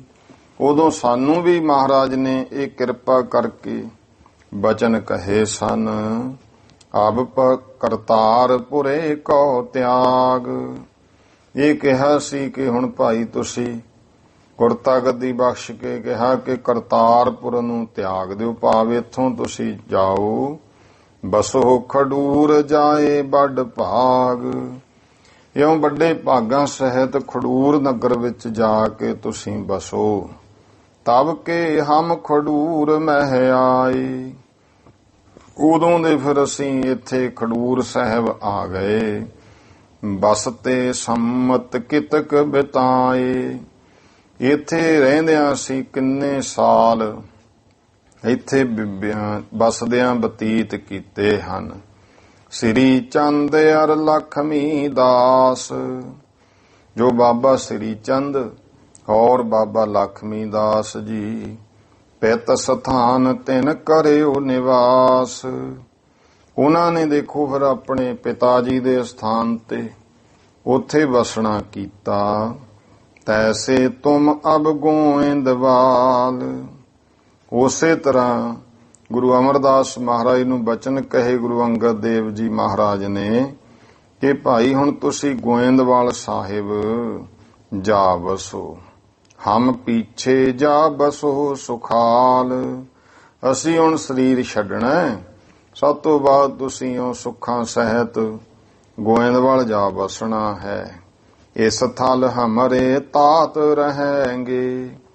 ਇਸ ਸਥਾਨ ਖਡੂਰ ਸਾਹਿਬ ਤੇ ਮਹਾਰਾਜ ਕਹਿੰਦੇ ਸਾਡੇ ਜਿਹੜੇ ਪੁੱਤਰ ਨੇ ਬਾਬਾ ਦਾਸੂ ਬਾਬਾ ਦਾਤੂ ਉਹ ਰਹਿਣਗੇ। ਸਿੱਖ ਸ਼ਰਧਾਲੂ ਪੂਜ ਕਰਨਗੇ। ਸਿੱਖ ਸ਼ਰਧਾਲੂ ਜਿਹੜੇ ਹਨ ਉਹ ਇਹਨਾਂ ਦੀ ਵੀ ਮਹਾਰਾਜ ਕਹਿੰਦੇ ਪੂਜਾ ਕਰਨਗੇ, ਕਿਉਂਕਿ ਗੁਰੂ ਘਰ ਦੇ ਵਿੱਚ ਸਾਰੇ ਗੁਰੂ ਕੇ ਪੁੱਤਰ ਜਿਹੜੇ ਆ ਉਹ ਕੋਈ ਇਹ ਤਾਂ ਹੈ ਨਹੀਂ ਸੀ ਕਿ ਐਵੇਂ ਕੋਈ ਆ ਕੇ ਅਵਤਾਰ ਲੈ ਲਿਆ। ਵੱਡੇ ਅਵਤਾਰੀ ਪੁਰਸ਼ ਸੀ ਗੁਰੂ ਘਰ ਦੇ ਵਿੱਚ। ਜੋ ਗੁਰਤਾ ਗੱਦੀ ਦਾ ਮਾਲਕ ਉਹਦਾ ਬ੍ਰਹਮ ਸਰੂਪ ਹੈ, ਬਾਕੀ ਸਾਰੇ ਉਹਦੇ ਅੱਗੇ ਉਹਦੇ ਭਗਤ ਪਿਆਰੇ ਨੇ। ਮਹਾਰਾਜ ਕਹਿੰਦੇ ਇਸ ਤਰ੍ਹਾਂ ਇਹਨਾਂ ਦਾ ਵੀ ਪੂਜਾ ਸਤਕਾਰ ਹੋਵੇਗਾ। ਇਸ ਪ੍ਰਕਾਰ ਕਰ ਧੀਰਜ ਦੀਨ, ਇਸ ਤਰ੍ਹਾਂ ਕਰਕੇ ਗੁਰੂ ਮਹਾਰਾਜ ਜੀ ਨੇ ਧੀਰਜ ਦਿੱਤਾ, ਹੌਸਲਾ ਦਿੱਤਾ। ਮਹਾਰਾਜ ਨੇ ਕਿਰਪਾ ਕੀਤੀ। ਪੁਨ ਜੁਗ ਤਾਤਨ ਦੇਖ ਪ੍ਰਬੀਨ, ਜੁਗ ਨਾਮ ਦੋ ਦਾ ਤਾਤ। ਤਾਤ ਸ਼ਬਦ ਪਿਤਾ ਲਈ ਵੀ ਆਇਆ ਗ੍ਰੰਥਾਂ ਵਿੱਚ ਤੇ ਤਾਤ ਸ਼ਬਦ ਪੁੱਤਰ ਲਈ ਵੀ ਆਇਆ। ਪੁਨ ਜੁਗ ਤਾਤਨ ਭਾਵ ਫਿਰ ਦੋਵੇਂ ਪੁੱਤਰਾਂ ਵੱਲ ਦੇਖ ਪ੍ਰਬੀਨ। ਕਿਉਂ ਸਤਿਗੁਰੂ ਪ੍ਰਬੀਨ ਗੁਰੂ ਪਾਤਸ਼ਾਹ ਨੇ, ਪ੍ਰਬੀਨ ਦਾ ਅਰਥ ਹੁੰਦਾ ਹੈ ਜੋ ਬੀਨ ਨਾਮ ਸਿਆਣਾ, ਭਾਵ ਸਭ ਤੋਂ ਪਰਮ ਬੀਨ, ਸਭ ਤੋਂ ਵੱਡਾ ਸਿਆਣਾ, ਮਹਾਨ ਸਿਆਣੇ, ਜਿੱਥੇ ਜਾ ਕੇ ਸਭ ਸਿਆਣਪਾਂ ਮੁੱਕ ਜਾਂਦੀਆਂ। ਜਿੰਨੀਆਂ ਸਿਆਣਪਾਂ ਨੇ ਉਸੇ ਤੋਂ ਹੀ ਆਈਆਂ। ਇਸ ਕਰਕੇ ਭਾਈ ਸਭ ਤੋਂ ਵੱਡਾ ਸਿਆਣਾ ਗੁਰੂ ਪਰਮੇਸ਼ਰ ਹੈ। ਆ ਕਈ ਵਾਰੀ ਇਸ ਤਰ੍ਹਾਂ ਦਾ ਹੁੰਦਾ, ਸੁਣਦੇ ਹੋ ਫਲਾਣਾ ਸਿਆਣੇ ਦੇ ਜਾਂਦਾ ਹੈ। ਉਹ ਸਿਆਣੇ ਸੁਣੇ ਕੋਈ ਨਹੀਂ ਹੈ, ਉਹ ਖੁਦ ਵੀ ਮੂਰਖ ਹੈ ਤੇ ਜਿਹੜੇ ਜਾਂਦੇ ਉਹਨਾਂ ਨੂੰ ਮੂਰਖ ਬਣਾਉਂਦੇ ਆ। ਸਿਆਣਾ ਤੇ ਸਤਿਗੁਰੂ ਹੈ। ਸੁਜਾਨ, ਸੁਜਾਨ ਦਾ ਅਰਥ ਵੀ ਸਿਆਣਾ ਹੈ। ਗੁਰਮੁਖੋ ਸਿਆਣਾ ਉਹ ਹੁੰਦਾ ਹੈ ਜਿਹੜਾ ਭਰਮਾਂ ਚੋਂ ਕੱਢ ਕੇ ਬ੍ਰਹਮ ਨਾਲ ਜੋੜੇ, ਤੇ ਜਿਹੜਾ ਹੁਣ ਬ੍ਰਹਮ ਨੂੰ ਤੋੜ ਕੇ ਭਰਮਾਂ ਚ ਪਾਵੇ ਤੇ ਉਹ ਸਿਆਣਾ ਹੋਇਆ ਕਿ ਕਮਲਾ ਹੋਇਆ। ਪਰ ਦੁਨੀਆ ਦੀ ਦੇਖੋ ਉਲਟ ਰੀਤੀ ਹੈ ਨਾ, ਕਿ ਜਿਹੜੇ ਇਹ ਮੂਰਖਪੁਣਾ ਕਰਦੇ ਭਰਮਾਂ ਚ ਪਾਉਂਦੇ ਆ ਉਹਨਾਂ ਨੂੰ ਸਿਆਣੇ ਕਹਿੰਦੇ ਆ। ਤੇ ਉਹਨਾਂ ਨੇ ਸ਼ਕਲਾਂ ਦੇਖਿਆ ਕਰੋ ਪਹਿਲਾਂ ਤਾਂ ਤੁਸੀਂ, ਨਾ ਰਹਿਤ ਨਾ ਬਹਿਤ ਨਾ ਜੀਵਨ ਨਾ ਲੈਣਾ ਨਾ ਦੇਣਾ। ਹਰੇਕ ਹੀ ਰੱਬ ਬਣਨ ਦੀ ਕੋਸ਼ਿਸ਼ ਕਰਦਾ ਇੱਥੇ। ਉਹ ਕਹਿੰਦਾ ਵਾ ਮੈਂ ਹੀ ਥੰਮਿਆ ਮੈਂ, ਜਿਵੇਂ ਆ ਟਟੀਰੀ ਹੈ ਨਾ, ਉਹ ਦੱਸਦੇ ਆ। ਆਪਾਂ ਕਿਸੇ ਨੇ ਹੁਣ ਇਹਨੂੰ ਪਈ ਤਾਂ ਦੇਖਿਆ ਨਹੀਂ ਹੋਣਾ, ਆਰਾਮ ਕਹਿੰਦੇ ਆ ਵੀ ਜਦੋਂ ਇਹ ਪੈਂਦੀ ਆ ਲੱਤਾਂ ਤਾਹਾਂ ਨੂੰ ਕਰ ਲੈਂਦੀ ਹੈ। ਕਿਸੇ ਨੇ ਪੁੱਛਿਆ ਵੀ ਐਂ ਕਾਹਤੋਂ ਪੈਂਦੀ, ਉਹ ਕਹਿੰਦੀ ਲੈ ਸਾਰੇ ਸੌ ਜਾਂਦੇ ਹੋ ਤੁਸੀਂ, ਮੈਂ ਲੱਤਾਂ ਤਾਹਾਂ ਨੂੰ ਤਾਂ ਕਰਦੀ ਆ ਜਿਹੜਾ ਅਸਮਾਨ ਹੈ ਜੇ ਡਿੱਗ ਪਿਆ ਸਾਰੇ ਥੱਲੇ ਆ ਜਾਓਗੇ, ਮੈਂ ਲੱਤਾਂ ਦੇ ਬੁੱਚ ਲੂੰ। ਇਹ ਜਿਹੜੇ ਇਹੋ ਜਿਹੇ ਸਿਆਣੇ ਆ ਇਹ ਇਉਂ ਸਮਝਦੇ ਆ ਟਟੀਰੀ ਵਾਂਗੂ ਕਿ ਅਸੀਂ ਥੰਮਿਆ ਹੋਇਆ ਹੈ, ਨਹੀਂ ਤਾਂ ਪਤਾ ਨਹੀਂ ਦੁਨੀਆ ਦੁੱਖਾਂ ਨਾਲ ਹੀ ਮਰ ਜੇ। ਇਲਾਜ ਹੀ ਅਸੀਂ ਕਰਦੇ ਆ, ਤੇ ਜਦੋਂ ਆਪਦੇ ਤੇ ਵਿਪਤਾ ਪੈਂਦੀ ਹੈ ਉਦੋਂ ਇਹ ਤਾਂ ਗੁਰਮੁਖੋ ਗੁਰੂ ਪਾਤਸ਼ਾਹ ਮਹਾਰਾਜ ਹੀ ਹੈ, ਸਮਰੱਥ ਦਾਤਾ। ਇਸ ਕਰਕੇ ਸਭ ਤੋਂ ਵੱਡਾ ਸਿਆਣਾ ਗੁਰੂ ਪਰਮੇਸ਼ਰ ਹੈ। ਗੁਰੂ ਸਾਹਿਬ ਦੇ ਲੜ ਲੱਗ ਜਾਈਏ। ਗੁਰੂ ਮਹਾਰਾਜ ਦੀ ਦਾਤ, ਗੁਰੂ ਕੀ ਅੰਮ੍ਰਿਤ ਬਾਣੀ ਤੇ ਅੰਮ੍ਰਿਤ ਦਾਤ, ਪੀਵੋ ਪਾਹਲ ਖੰਡ ਧਾਰ ਹੋਏ ਜਨਮ ਸੁਹੇਲਾ। ਫੇਰ ਭਾਈ ਅਸੀਂ ਪੂਰਨ ਭਾਵਨਾ ਵਾਲੇ ਬਣ ਸਕਦੇ ਹਾਂ। ਪੁੱਤਰਾਂ ਵੱਲ ਵੇਖ ਕਰਕੇ ਸਤਿਗੁਰੂ ਜੀ ਨੇ ਵਸ ਵਿਰਾਗ ਨੈਣਨ ਜਲ ਆਇਓ, ਤਾਂ ਵੇਖਿਆ ਕਿ ਵਿਰਾਗ ਦੇ ਵਸ ਪੁੱਤਰਾਂ ਦੀਆਂ ਨੇਤਰਾਂ ਵਿੱਚ ਪਾਣੀ ਆਇਆ ਹੋਇਆ ਹੈ। ਸਤਿਗੁਰ ਜਾਣੀ ਜਾਣ ਅਲਾਇਓ, ਜਾਣੀ ਜਾਣ ਸਤਿਗੁਰੂ ਜੋ ਸਾਰਿਆਂ ਦੇ ਅੰਦਰ ਦੀ ਜਾਣਨ ਵਾਲੇ ਹਨ। ਇਹ ਗੁਰੂ ਅੰਗਦ ਦੇਵ ਪਾਤਸ਼ਾਹ ਜੀ ਨੇ ਬਚਨ ਕਹੇ, ਆਹੋ ਆਤਮਜ ਕਿਉਂ ਮਕੁਲਾਈ। ਆਤਮਜ ਆਤਮਜ ਦੋ ਸ਼ਬਦਾਂ ਦਾ ਜੋੜ ਹੈ।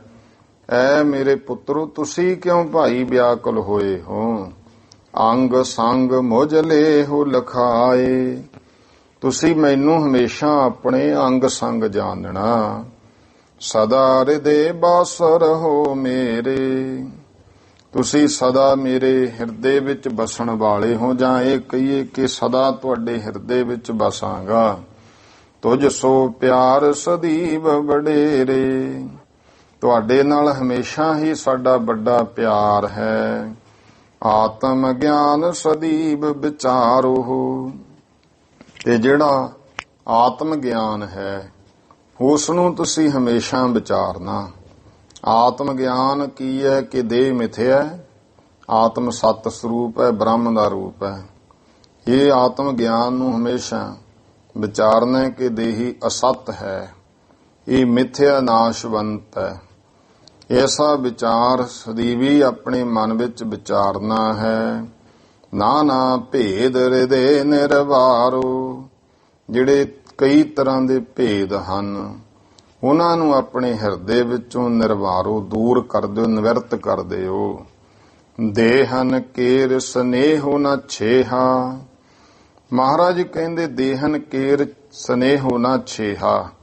ਇਹ ਜਿਹੜਾ ਦੇਹ ਹੈ ਇਹਨਾਂ ਦਾ ਜਿਹੜਾ ਭਾਈ ਪ੍ਰੇਮ ਹੈ, ਦੇਹਾਂ ਦਾ ਸਰੀਰਾਂ ਦਾ, ਸਨੇਹੋ ਨ ਛੇਹਾ, ਇਹ ਜਾਣੋ ਕਹਿੰਦੇ ਇਹਨਾਂ ਦਾ ਜਿਹੜਾ ਸਨੇਹ ਹੈ, ਪ੍ਰੇਮ ਹੈ, ਇਹ ਨਹੀਂ ਕਰਨਾ ਛੇਹਾ, ਇਹ ਦੁੱਖ ਸਰੂਪ ਹੈ।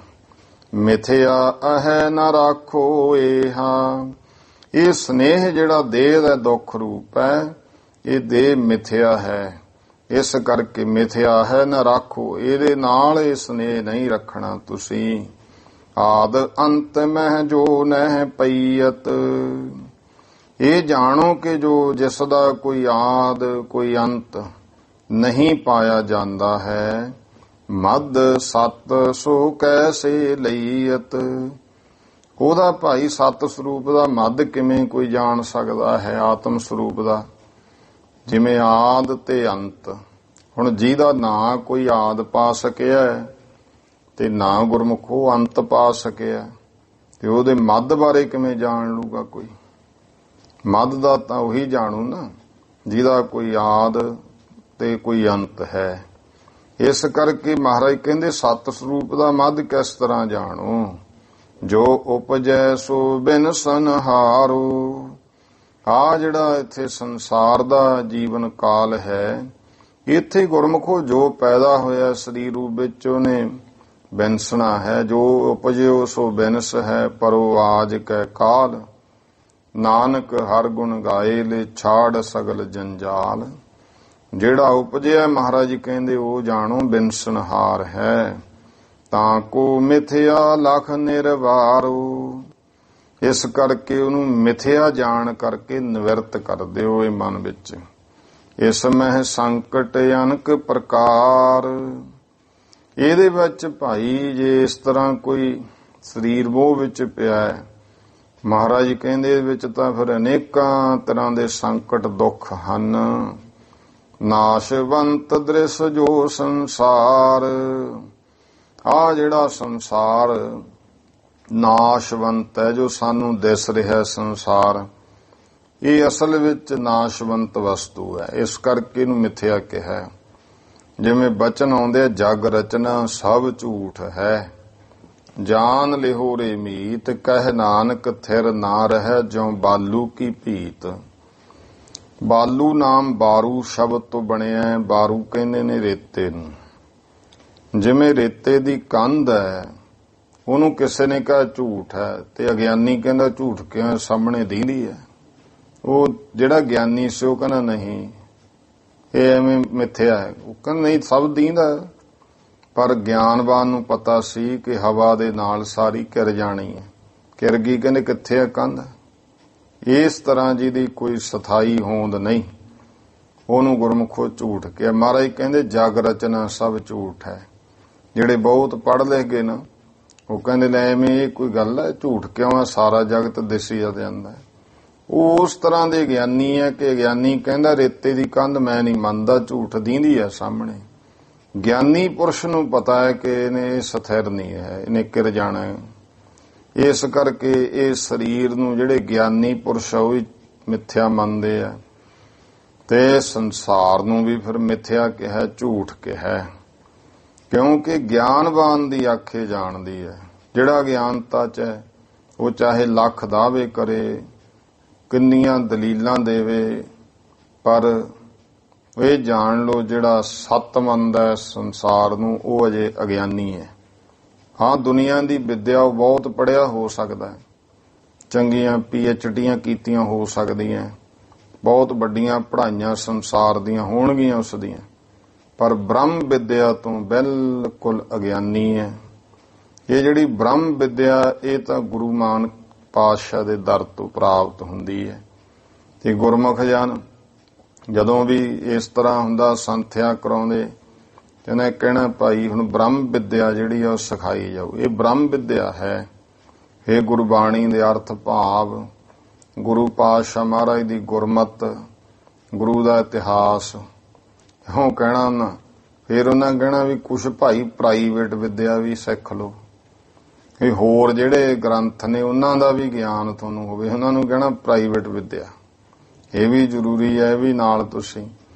ਤੇ ਜੋ ਗੁਰਮਤ ਦੀ ਗੁਰਬਾਣੀ ਦੀ ਵਿਦਿਆ ਇਹ ਬ੍ਰਹਮ ਵਿਦਿਆ ਹੈ। ਮਹਾਰਾਜ ਕਹਿਣ ਲੱਗੇ ਕਿ ਜਾਣ ਲਓ ਕਿ ਭਾਈ ਦੇਹ ਜਿਹੜੀ ਹੈ ਇਹ ਆਦ ਅੰਤ ਮਹਿ ਜੋ ਨਹਿ ਪਈਅਤ, ਜਿਹਦਾ ਆਦ ਅੰਤ ਨਹੀਂ ਜੋ ਪਾਇਆ ਜਾਂਦਾ। ਮੱਧ ਸਤ ਸੋ ਕੈਸੇ ਲਈਏ, ਤੋ ਸਤ ਦਾ ਮੱਧ ਕਿਵੇਂ ਲਿਆ ਜਾ ਸਕਦਾ ਹੈ। ਜੋ ਉਪਜੈ ਸੋ ਬਿਨ ਸੰਹਾਰੋ, ਜੋ ਉਪਜਿਆ ਉਹ ਬਿਨ ਸੰਹਾਰ ਹੈ। ਤਾਂ ਕੋ ਮਿਥਿਆ ਲਖ ਨਿਰਵਾਰੋ, ਤਾਂ ਕਰਕੇ ਇਹਨੂੰ ਭਾਈ ਮਿਥਿਆ ਜਾਣ ਕਰਕੇ ਨਿਵਰਤ ਕਰ ਦਿਓ। ਇਸ ਮਹਿ ਸੰਕਟ ਅਨਕ ਪ੍ਰਕਾਰ, ਇਹਦੇ ਵਿੱਚ ਅਨੇਕਾਂ ਤਰ੍ਹਾਂ ਦੇ ਸੰਕਟ ਦੁੱਖ ਹਨ। ਨਾਸ਼ਵੰਤ ਦ੍ਰਿਸ਼ ਜੋ ਸੰਸਾਰ, ਆ ਜੋ ਸੰਸਾਰ ਨਾਸ਼ਵੰਤ ਹੈ ਜੋ ਤੁਹਾਨੂੰ ਦਿਸਦਾ ਹੈ। ਜਿਸ ਕੇ ਇਹੋ ਅਲੰਬੇ ਨਿਤ ਭਾਸੇ, ਜਿਸ ਕੇ ਇਹੋ ਅਲੰਬੇ, ਅਲੰਬ ਨਾਮ ਆਸਰੇ ਦਾ। ਇਹ ਭਾਈ ਸਾਨੂੰ ਫਿਰ ਭਾਸਦਾ ਕਿਉਂ ਹੈ? ਸਾਤੇ ਕਿਸੇ ਦੇ ਆਸਰੇ ਹੈ। ਜਿਹਦੇ ਇਹ ਮਹਾਰਾਜ ਕਹਿੰਦੇ ਜਿਸ ਕੇ ਇਹੋ ਅਲੰਬੇ ਨਿਤ ਭਾਸੇ, ਜਿਹਦੇ ਆਸਰੇ ਇਹ ਸਾਨੂੰ ਨਿਤ ਭਾਸਦਾ ਹੈ। ਸੋ ਬਿਦ ਆਦ ਨ ਅੰਤ ਪ੍ਰਕਾਸ਼ੇ, ਉਹ ਕਹਿੰਦੇ ਜਾਣ ਲੋ ਸੋ ਬਿਦ, ਉਹਦਾ ਆਦ ਨਾ ਅੰਤ, ਉਹ ਪ੍ਰਕਾਸ਼ ਸਰੂਪ ਹੈ, ਕੋਈ ਆਦ ਅੰਤ ਨਹੀਂ। ਕਾਲ ਸਪਰਸ਼ ਸਕੈ ਨਹਿ ਕਿਉ, ਉਸ ਨੂੰ ਕਿਸੇ ਤਰ੍ਹਾਂ ਵੀ ਮਹਾਰਾਜ ਕਹਿੰਦੇ ਕਾਲ ਸਪਰਸ਼ ਨਹੀਂ ਕਰ ਸਕਦਾ। ਉੱਤੇ ਕਾਲ ਦਾ ਵੀ ਕਾਲ ਹੈ ਨਾ, ਇਸ ਕਰਕੇ ਪਰਮੇਸ਼ਰ ਨੂੰ ਅਕਾਲ ਕਿਹਾ। ਉਹ ਕਾਲ ਦਾ ਵੀ ਕਾਲ ਹੈ। ਨਮੋ ਕਾਲ ਕਾਲੇ, ਦਸਮ ਪਾਤਸ਼ਾਹ ਮਹਾਰਾਜ ਕਹਿੰਦੇ ਤੂੰ ਕਾਲ ਦਾ ਵੀ ਕਾਲ ਹੈ ਪਰਮੇਸ਼ਰ, ਤੈਨੂੰ ਨਮਸਕਾਰ ਹੈ।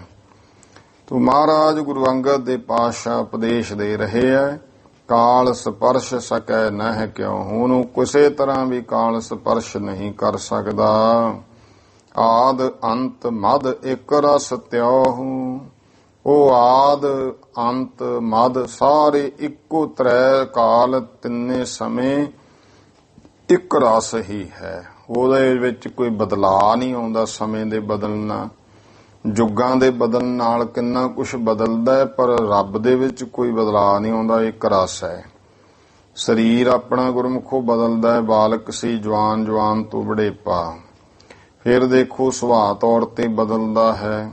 ਪਰ ਬ੍ਰਹਮ ਇੱਕ ਰਸ, ਆਦ ਮਦ, ਆਦ ਅੰਤ ਮਦ ਇੱਕ ਰਸ ਤਿਉ, ਉਸੇ ਤਰ੍ਹਾਂ ਇੱਕ ਰਸ ਜਿਉਂ ਤਿਉਂ ਹੈ।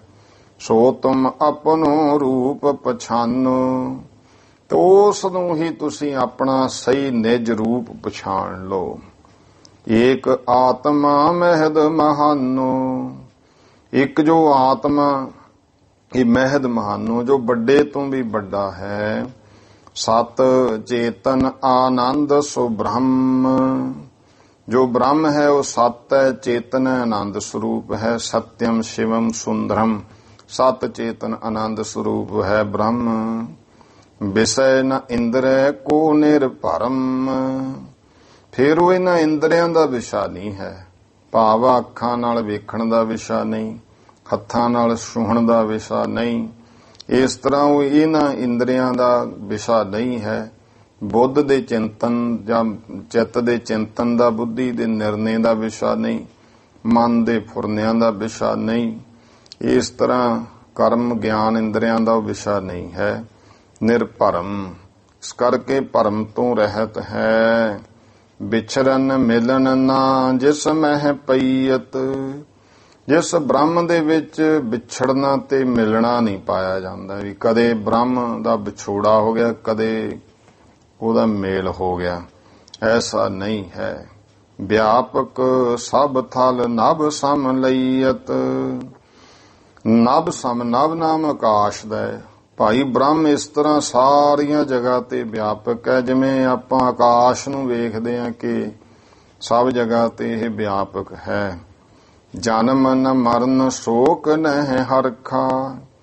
ਫਿਰ ਪਰਮੇਸ਼ਰ ਦਾ ਕੋਈ ਜਨਮ ਜਾਂ ਮਰਨ ਨਹੀਂ, ਇਸ ਕਰਕੇ ਉੱਥੇ ਕੋਈ ਸੋਗ ਤੇ ਖੁਸ਼ੀ ਵੀ ਨਹੀਂ ਹੈ। ਦੇ ਸਿੱਖਿਆ ਅਗਿਆਨੈ ਕਰਖਾ। ਹੁਣ ਬ੍ਰਹਮ ਆਨੰਦ ਸਰੂਪ ਹੈ, ਸਤਿਚਿਤ ਆਨੰਦ ਹੈ। ਆਨੰਦ ਜਿਹੜਾ ਹੈ ਉਹ ਖੁਸ਼ੀ ਹੋਰ ਚੀਜ਼ ਹੈ, ਆਨੰਦ ਹੋਰ ਹੈ। ਖੁਸ਼ੀ ਦਾ ਵਿਰੋਧੀ ਸ਼ਬਦ ਗਮੀ ਹੈ, ਆਨੰਦ ਦਾ ਵਿਰੋਧੀ ਸ਼ਬਦ ਹੀ ਹੈ ਨਹੀਂ ਕੋਈ। ਇਸ ਕਰਕੇ ਇਹ ਜਾਣਨਾ ਕਿ ਜਿਵੇਂ ਖੁਸ਼ੀ ਗਮੀ ਕੀ ਹੁੰਦੀ ਹੈ, ਪ੍ਰਾਣੀ ਚਲਿਆ ਗਿਆ ਗਮ, ਕੋਈ ਜਨਮ ਹੋ ਗਿਆ ਖੁਸ਼ੀ, ਲੇਕਿਨ ਇੱਕ ਹੈ ਆਨੰਦ ਉਸ ਤੋਂ ਉੱਪਰ। ਉਹ ਫਿਰ ਆਨੰਦ ਕੈਸਾ ਹੈ, ਉਹਦੀ ਜਦੋਂ ਆਪਾਂ ਦੇਖਦੇ ਹਾਂ ਕਿ ਸਾਡੇ ਜਿਹੜੇ ਸ਼ਹੀਦਾਂ ਦੇ ਜੀਵਨ ਵਿੱਚ ਦੇਖੋ, ਜਿਵੇਂ ਅੱਜ ਸਤਿਕਾਰਯੋਗ ਮਹਾਨ ਬ੍ਰਹਮ ਗਿਆਨੀ ਭਾਈ ਮਨੀਸ਼ ਸਿੰਘ ਜੀ ਸ਼ਹੀਦ ਆ, ਜੋ ਜਿਨ੍ਹਾਂ ਦਾ ਬੰਦ-ਬੰਦ ਨਖਾਸ ਚੌਂਕ ਵਿੱਚ ਕੱਟਿਆ ਗਿਆ, ਉਹਨਾਂ ਦਾ ਸ਼ਹੀਦੀ ਦਿਹਾੜਾ ਹੈ। ਬੰਦ-ਬੰਦ ਕੱਟਿਆ ਜਾ ਰਿਹਾ, ਪਰ ਆਨੰਦ ਤਾਂ ਨਹੀਂ ਕੱਟਿਆ ਗਿਆ। ਉਹ ਜਿਹੜਾ ਉਹ ਆਨੰਦ ਸੀ ਉਹਨਾਂ ਅੰਦਰ, ਜਿਹਦੇ ਨਾਲ ਉਹ ਕਟਾ ਰਹੇ ਨੇ ਬੰਦ-ਬੰਦ, ਉਸੇ ਇੱਕ ਰਸ, ਉਹਨੂੰ ਆਨੰਦ ਕਿਹਾ। ਖੁਸ਼ੀ ਹੁੰਦੀ ਹੈ ਪ੍ਰਾਪਤੀ ਤੇ, ਕੁਝ ਮਿਲ ਗਿਆ ਸੰਸਾਰੀ, ਖੁਸ਼, ਸੰਸਾਰੀ ਚੀਜ਼ ਚਲੀ ਗਮ। ਤੋ ਬ੍ਰਹਮ ਦੇ ਵਿੱਚ ਜਨਮ ਨਾ ਮਰਨ ਸ਼ੋਕ ਨਹਿ ਹਰਖਾ। ਕੋਈ ਭਾਈ ਜਨਮ ਮਰਨ ਸੋਗ ਹਰਖ ਨਹੀਂ ਹੈ। ਦੇ ਸਿੱਖਿਆ ਅਗਿਆਨੈ ਕਰਖਾ। ਇਸ ਤਰ੍ਹਾਂ ਭਾਈ ਇਹ ਸਿੱਖਿਆ ਦੇ ਕਰਕੇ ਅਗਿਆਨ ਦਾ ਨਾਸ਼ ਕਰ ਦਿੱਤਾ। ਆਹੋ ਪੁੱਤਰ ਸਤਨਾਮ ਜਪੀਜੈ। ਹੇ ਪੁੱਤਰੋ, ਤੁਸੀਂ ਪਰਮੇਸ਼ਰ ਦੇ ਸੱਚੇ ਨਾਮ ਦਾ ਸਿਮਰਨ ਕਰਨਾ, ਜਪਣਾ ਹੈ। ਸਿੱਖਨ ਕੋ ਉਪਦੇਸ਼ ਕਰੀਜੈ। ਤੇ ਹੋਰ ਵੀ ਗੁਰੂ ਨਾਨਕ ਦੇ ਸਿੱਖਾਂ ਨੂੰ ਅੱਗੇ ਭਾਈ ਇਹ ਬ੍ਰਹਮ ਦਾ ਨਾਮ ਜਪਣ ਦਾ ਹੀ ਤੁਸੀਂ ਉਪਦੇਸ਼ ਕਰਨਾ। ਸਿੱਖ ਹਿਤੂ ਜੇ ਹੋਏ ਹਮਾਰੇ। ਕੋਈ ਭਰਮ ਨਹੀਂ ਕਰਨਾ ਹੈ ਤੁਸੀਂ। ਗੁਰੂ ਮਹਾਰਾਜ ਕਹਿੰਦੇ ਪੁੱਤਰੋਂ ਸਾਡੇ, ਜਿਹੜੇ ਪ੍ਰੇਮੀ ਸਿੱਖ ਆਪਣੇ ਹਨ, ਪੂਜੇਂਗੇ ਸਭ ਚਰਨ ਤੁਮਾਰੇ। ਤੁਹਾਨੂੰ ਗੁਰੂ ਪੁੱਤਰ ਜਾਣ ਕੇ, ਅੰਸ਼ ਬੰਸ ਜਾਣ ਕੇ ਸਭ ਤੁਹਾਡੇ ਵੀ ਚਰਨ ਪੂਜਣਗੇ। ਕਹਿ ਲਗ ਕਹੋ ਸੋ ਬਚਨ ਬਿਲਾਸ। ਸੰਤ ਰੇਣ ਪ੍ਰੇਮ ਸਿੰਘ ਜੀ ਕਹਿਣ ਲੱਗੇ ਕਿ ਕਿੱਥੇ ਕੁ ਤੱਕ ਇਹ ਗੱਲ ਕਹਾਂ ਜੋ ਗੁਰੂ ਅੰਗਦ ਦੇ ਪਾਤਸ਼ਾਹ ਨੇ ਫਿਰ ਬਚਨ ਬਿਲਾਸ ਕੀਤੇ। ਸੁਤਨ ਸੰਗ ਕੀਨੇ ਸੁਖ ਰਾਸ। ਜੋ ਸੁੱਖਾਂ ਦੀ ਰਾਸ ਗੁਰੂ ਪਾਤਸ਼ਾਹ ਨੇ ਆਪਣੇ ਪੁੱਤਰਾਂ ਨਾਲ ਕੀਤੇ। ਨਿਜਾਨੰਦ ਕੋ ਪਾਤ ਸਕਾਲ। ਨਿਜਾਨੰਦ ਕੋ ਪਾਤ ਸਕਾਲ। ਫਿਰ ਉਸ ਸਮੇਂ ਭਾਈ ਆਪਣੇ ਨਿਜ ਆਨੰਦ ਨੂੰ ਪਾ ਕਰ ਪਰੇ ਚਰਨ ਅਰਬਿੰਦ ਕਿਰਪਾਲ। ਤੇ ਇਉਂ ਪੁੱਤਰਾਂ ਨੇ ਗੁਰੂ ਸਾਹਿਬ ਕਿਰਪਾਲੂ ਸਤਿਗੁਰੂ ਜੀ ਦੇ ਚਰਨ ਕਮਲਾਂ ਤੇ ਪੈ ਗਏ, ਭਾਵ ਚਰਨ ਕਮਲ ਪਕੜੇ ਹਨ। ਦਇਆ ਧਾਰ ਵਿਵਹਾਰ ਬਤਾਵੋ। ਕਿਹਾ ਦਇਆ ਕਰਕੇ ਹੁਣ ਮਹਾਰਾਜ ਜੀ ਫਿਰ ਉਹ ਵਿਵਹਾਰ ਜਿਹੜਾ ਹੁਣ ਤੁਸੀਂ ਕਹਿੰਦੇ ਹੋ ਅਸੀਂ ਸਰੀਰ ਇੱਥੇ ਛੱਡ ਕੇ ਜੋਤੀ ਜੋ ਸਮਾ ਜਾਣਾ ਹੈ, ਪਰਲੋਕ ਜਾਣਾ ਹੈ, ਸੱਚਖੰਡ ਜਾਣਾ ਹੈ, ਕਿਰਪਾ ਕਰਕੇ ਦਇਆ ਕਰਕੇ ਉਹ ਵਿਵਹਾਰ ਵੀ ਸਾਨੂੰ ਦੱਸ ਦਿਓ। ਜਿਵੇਂ ਪਿੱਛੇ ਹਮ ਕਰਹਿ ਜਨਾਵ। ਵੀ ਜਿਵੇਂ ਬਾਅਦ ਵਿੱਚ ਅਸੀਂ ਮਹਾਰਾਜ ਕਰਿਓ, ਸਾਨੂੰ ਸਾਰਾ ਜਣਾ ਦਿਓ। ਜਗਤ ਰੀਤ ਅਰ ਕੁਲ ਆਚਾਰ। ਜਗਤ ਦੀਆਂ ਰੀਤਾਂ ਫਿਰ ਕੁਲ ਦੀਆਂ ਆਚਰਣ ਰੀਤਾਂ ਹਨ। ਗੁਰਮਤਿ ਕਹਿ ਜਾਨੋ ਸੁਖ ਸਾਰ। ਇਹ ਜਾਣੋ ਕਿ ਜਿਹੜੀ ਗੁਰਮਤਿ ਹੈ ਇਹ ਸਭ ਤੋਂ ਸ੍ਰੇਸ਼ਟ ਹੈ, ਸੁੱਖਾਂ ਦੀ ਸਾਰ ਹੈ। ਇਹ ਮਹਾਰਾਜ ਦੱਸੋ ਜਗਤ ਰੀਤੀ ਕਰੀਏ, ਕੁਲ ਰੀਤਾਂ ਜਾਂ ਗੁਰਮਤਿ ਦੇ। ਸੁਣ ਸ੍ਰੀ ਸਤਿਗੁਰ ਬਾਕ ਉਚਾਰੇ। ਇਹ ਸੁਣ ਕੇ ਗੁਰੂ ਅੰਗਦ ਦੇਵ ਜੀ ਪਾਤਸ਼ਾਹ ਨੇ ਬਚਨ ਕਹੇ, ਜਗ ਅਰ ਕੁਲ ਕੇ ਜਿਤਕ ਆਚਾਰੇ। ਭਾਈ ਇਹ ਜਗਤ ਦੇ ਜਾਂ ਕੁਲ ਦੇ ਜਿੰਨੇ ਆਚਰਣ ਹਨ, ਹਮਰੇ ਹੇਤ ਨਹੀਂ ਕੁਛ ਕਰਨਾ। ਇਹ ਸਾਡੇ ਲਈ ਐਸਾ ਤੁਸੀਂ ਕੁਝ ਨਹੀਂ ਕਰਨਾ। ਇੱਕ ਗੁਰੂ ਨਾਨਕ ਲੀਨੋ ਪਰਨਾ। ਤੁਸੀਂ ਸਿਰਫ ਇੱਕ ਗੁਰੂ ਨਾਨਕ ਦੇਵ ਜੀ ਮਹਾਰਾਜ ਦਾ ਪਰਨਾ ਲੈਣਾ ਹੈ। ਭਾਵ ਪਰਨਾ ਆਸਰੇ ਨੂੰ ਕਿਹਾ ਹੈ। ਕੋਈ ਗੁਰੂ ਨਾਨਕ ਦੇਵ ਪਾਤਸ਼ਾਹ ਦਾ ਆਸਰਾ ਲੈਣਾ ਹੈ। ਜਿਮ ਤਿਨ ਕੀਓ ਤਿਨੈ ਤੁਮ ਕਰਨਾ। ਜਿਵੇਂ ਦੇਖੋ ਉਹਨਾਂ ਦਾ ਫਿਰ ਕੀਤਾ ਹੈ ਮਰਜ਼ਾਦਾ, ਉਸੇ ਤਰ੍ਹਾਂ ਤੁਸੀਂ ਕਰਨੀ। ਕੀਰਤਨ ਪਠ ਸੁਨ ਨਾਮ ਸਿਮਰਨਾ। ਕੀਰਤਨ ਕਰਨਾ, ਬਾਣੀ ਪੜ੍ਹਨੀ ਸੁਣਨੀ, ਨਾਮ ਸਿਮਰਨ ਕਰਨਾ। ਕਰੋ ਆਨੰਦ ਮੰਗਲਾਚਾਰ। ਇਸ ਤਰ੍ਹਾਂ ਆਨੰਦ ਕਰਨਾ, ਮੰਗਲਚਾਰ ਭਾਵ ਪਰਮੇਸ਼ਰ ਵਾਹਿਗੁਰੂ ਜੀ ਦੇ ਸੋਹਣੇ ਸੁੰਦਰ ਮੰਗਲ ਉਚਾਰਨੇ ਹਨ, ਮਹਿਮਾ ਉਚਾਰਨੀ ਹੈ। ਦੇਹ ਸਰੀਰ ਅਗਨ ਸੰਸਕਾਰ। ਤੇ ਸਾਡੇ ਸਰੀਰ ਦਾ ਅਗਨੀ ਵਿੱਚ ਸੰਸਕਾਰ ਕਰ ਦੇਣਾ ਹੈ। ਹਿਮ ਕਹਿ ਲੀਨ ਹਕੀਕ ਜੁਲਾਹੇ। ਇਸ ਤਰ੍ਹਾਂ ਭਾਈ ਲੀਨ ਹਕੀਕ ਜੁਲਾਹੇ, ਜੋ ਲਾਹੇ। ਇਮ ਕਹਿ ਲੀਨ ਹਕੀਕ ਜੋ ਲਾਹੇ। ਇਸ ਤਰ੍ਹਾਂ ਭਾਈ ਫਿਰ ਹਕੀਕੀ ਲਾਹਾ ਜੋ ਲੈਣ ਲਈ। ਤਤ ਛਿਨ ਆਏ ਸਤਿਗੁਰ ਪਾਹੈ। ਤੇ ਉਹ ਵੀ ਜਿਹੜੇ ਆ ਜਾਂ ਜੁਲਾਹਾ, ਜਿਹੜਾ ਹਕੀਕ ਜੁਲਾਹਾ ਸੀ, ਉਹਦਾ ਨਾਂ ਸੀ ਜਿੱਥੇ ਮਹਾਰਾਜ ਦੇ ਗੁਰੂ ਅਮਰਦਾਸ ਪਾਤਸ਼ਾਹ ਉਹ ਕਿਲਾ ਜਿਹੜਾ ਹਰਾ ਭਰਾ ਹੋ ਗਿਆ ਸੀ। ਫਿਰ ਅੱਜ ਵੀ ਤੁਸੀਂ ਜਾਓ ਖਡੂਰ ਸਾਹਿਬ ਦੇ ਵਿੱਚ, ਉਹ ਮੁੱਢ ਉਸੇ ਤਰ੍ਹਾਂ ਸਾਂਭ ਕੇ ਰੱਖਿਆ ਹੋਇਆ ਹੈ। ਇਮ ਕਹਿ ਲੀਨ ਹਕੀਕ ਜੁਲਾਹੇ। ਜਿਹੜੇ ਜੁਲਾਹੇ ਉਹ ਵੀ ਹਕੀਕ ਸੱਚ ਦੀ ਪ੍ਰਾਪਤੀ ਵਾਸਤੇ ਲੈਣ ਲਈ। ਤਤ ਛਿਨ ਆਏ ਸਤਿਗੁਰ ਪਾਹੈ। ਤੁਰੰਤ ਸਤਿਗੁਰੂ ਜੀ ਦੇ ਕੋਲ ਪਹੁੰਚੇ। ਤਿਨ ਸੋ ਕਹਿਓ ਤਜੋ ਨਿਜ ਠਾਮ।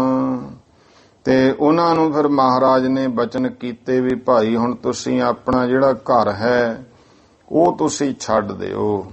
ਸੋ ਤਰ ਹੋਏ ਭਲੋ ਅਪਰ ਥਾਨ ਕੀਜੈ ਨਿਜ ਧਾਮ। ਤੇ ਤੁਸੀਂ ਜਿਹੜਾ ਆਪਣਾ ਘਰ ਹੈ, ਮਹਾਰਾਜ ਕਹਿੰਦੇ ਜੁਲਾਹੇ ਨੂੰ, ਹੋਰ ਜਗ੍ਹਾ ਤੇ ਬਣਾ ਲਓ।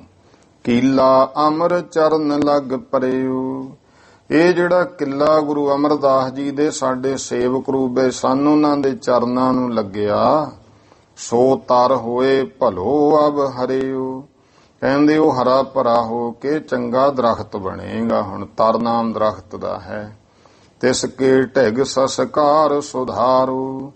ਤੇ ਉਹਦੇ ਨੇੜੇ ਮਹਾਰਾਜ ਕਹਿੰਦੇ ਸਾਡੇ ਸਰੀਰ ਦਾ ਸੰਸਕਾਰ ਕਰ ਦਿਓ। ਇਹੋ ਥਾ ਲਿਆਬ ਤੇ ਭਇਓ ਹਮਾਰੋ। ਇਹ ਜਿਹੜਾ ਸਥਾਨ ਹੈ ਹੁਣ ਭਾਈ ਸਾਡਾ ਹੋ ਗਿਆ ਹੈ ਹੁਣ ਤੋਂ। ਇਹ ਸੰਤਤ ਹਮਰੀ ਰਹਿ ਇਸ ਥਾਏ। ਤੇ ਸਾਡੀ ਸੰਤਾਨ ਇਸ ਥਾਂ ਤੇ ਰਹੇਗੀ। ਕਰੈ ਸੇਵ ਮਨ ਬਾਛਤ ਪਾਏ। ਮਨ ਇੱਛਤ ਫਲ ਪਾਵੇਗੀ, ਇੱਥੇ ਹੀ ਸੇਵਾ ਕਰੇਗੀ। ਮੁਖ ਮੰਗਤ ਧਨ ਦਇਓ ਗੋਬਿੰਦ ਹੈ। ਤੇ ਉਹਨਾਂ ਨੂੰ ਜਿਹੜੇ ਫਿਰ ਗੋਬਿੰਦ ਸਨ, ਉਹਨਾਂ ਨੂੰ ਜਿਹੜੇ ਜੁਲਾਹੇ ਸੀ, ਮਹਾਰਾਜ ਨੇ ਮੁਖੋਂ ਮੰਗਿਆ ਹੋਇਆ ਭਾਵ ਵਾਧੂ ਉਹਨਾਂ ਨੂੰ ਧਨ ਦਿੱਤਾ ਹੈ। ਭੂਮ ਲਈ ਸਤਿਗੁਰ ਸੁਖ ਕੰਦੈ। ਤੇ ਗੁਰੂ ਪਾਤਸ਼ਾਹ ਸੁੱਖਾਂ ਦੇ ਮੂਲ ਸਤਿਗੁਰੂ ਜੀ ਨੇ ਉਹ ਫਿਰ ਜਗ੍ਹਾ ਗੁਰਮੁਖੋ ਮਾਇਆ ਦੇ ਕੇ ਉਹਨਾਂ ਜੁਲਾਹਿਆਂ ਤੋਂ ਮੁੱਲ ਲੈ ਲਈ। ਵਾਧੂ ਮਾਇਆ ਦਿੱਤੀ, ਹੋਰ ਜਗ੍ਹਾ ਖੁੱਲੀ ਡੁੱਲੀ ਜਗ੍ਹਾ ਲੈ ਲਓ, ਵੱਡਾ ਤੁਹਾਡਾ ਘਰ ਬਣ ਜਾਊਗਾ। ਇਉਂ ਗੁਰੂ ਅੰਗਦ ਦੇ ਪਾਤਸ਼ਾਹ ਨੇ ਇਹ ਖੇਡ ਰਚੀ ਹੈ। ਇਤ ਸ੍ਰੀ ਗੁਰਪੁਰ ਪ੍ਰਕਾਸ਼ ਗ੍ਰੰਥੇ। ਇੱਥੇ ਤੱਕ ਸ੍ਰੀ ਗੁਰਪੁਰ ਪ੍ਰਕਾਸ਼ ਗ੍ਰੰਥ ਦੁਤੀਏ ਮਹੱਲੇ ਦੂਜੇ ਮਹੱਲੇ ਦੇ ਗੁਰ ਨਿਜ ਸੁਤਨ ਗਿਆਨ ਉਪਦੇਸ਼ ਪ੍ਰਸੰਗ ਵਰਣਨ ਕਿ ਗੁਰੂ ਸਾਹਿਬ ਨੇ ਆਪਣੇ ਜੋ ਪੁੱਤਰਾਂ ਨੂੰ ਗਿਆਨ ਬਖਸ਼ਿਸ਼ ਕੀਤਾ ਉਹ ਪ੍ਰਸੰਗ ਵਰਣਨ ਕੀਤਾ ਹੈ। ਨਾਮ ਪੰਚ ਦਸਮੋ ਮੰਦਰ ਹੈ। 5 ਤੇ 10 15ਵੇਂ ਘਰ ਦਾ ਇਹ ਪ੍ਰਸੰਗ ਹੈ। ਕੱਲ ਅੱਗੇ 16ਵੇਂ ਘਰ ਦਾ ਪ੍ਰਸੰਗ ਜੋ ਗੁਰੂ ਅੰਗਦ ਦੇ ਪਾਤਸ਼ਾਹ ਜੀ ਦੇ ਜੀਵਨ ਪ੍ਰਸੰਗਾਂ ਦਾ ਅਖੀਰਲਾ ਪ੍ਰਸੰਗ ਹੈ, ਉਹ ਆਪਾਂ ਸਰਵਣ ਕਰਾਂਗੇ। ਹੁਣ ਟਾਈਮ ਹੋ ਗਿਆ ਹੈ, ਭੁੱਲ ਚੁੱਕ ਦੀ ਖਿਮਾ। ਸਰਬੱਤ ਮਾਈ ਭਾਈ ਉਚਾਰਨ ਕਰੋ ਜੀ। ਵਾਹਿਗੁਰੂ ਨਾਮ ਜਹਾਜ ਹੈ, ਚੜੇ ਸੋ ਉਤਰੇ ਪਾਰ। ਜੋ ਸ਼ਰਧਾ ਕਰ ਸੇਵਦੇ, ਗੁਰ ਪਾਰ ਉਤਾਰਨ ਹਾਰ। ਵਾਹਿਗੁਰੂ ਜੀ ਕਾ ਖਾਲਸਾ, ਵਾਹਿਗੁਰੂ ਜੀ ਕੀ ਫਤਿਹ।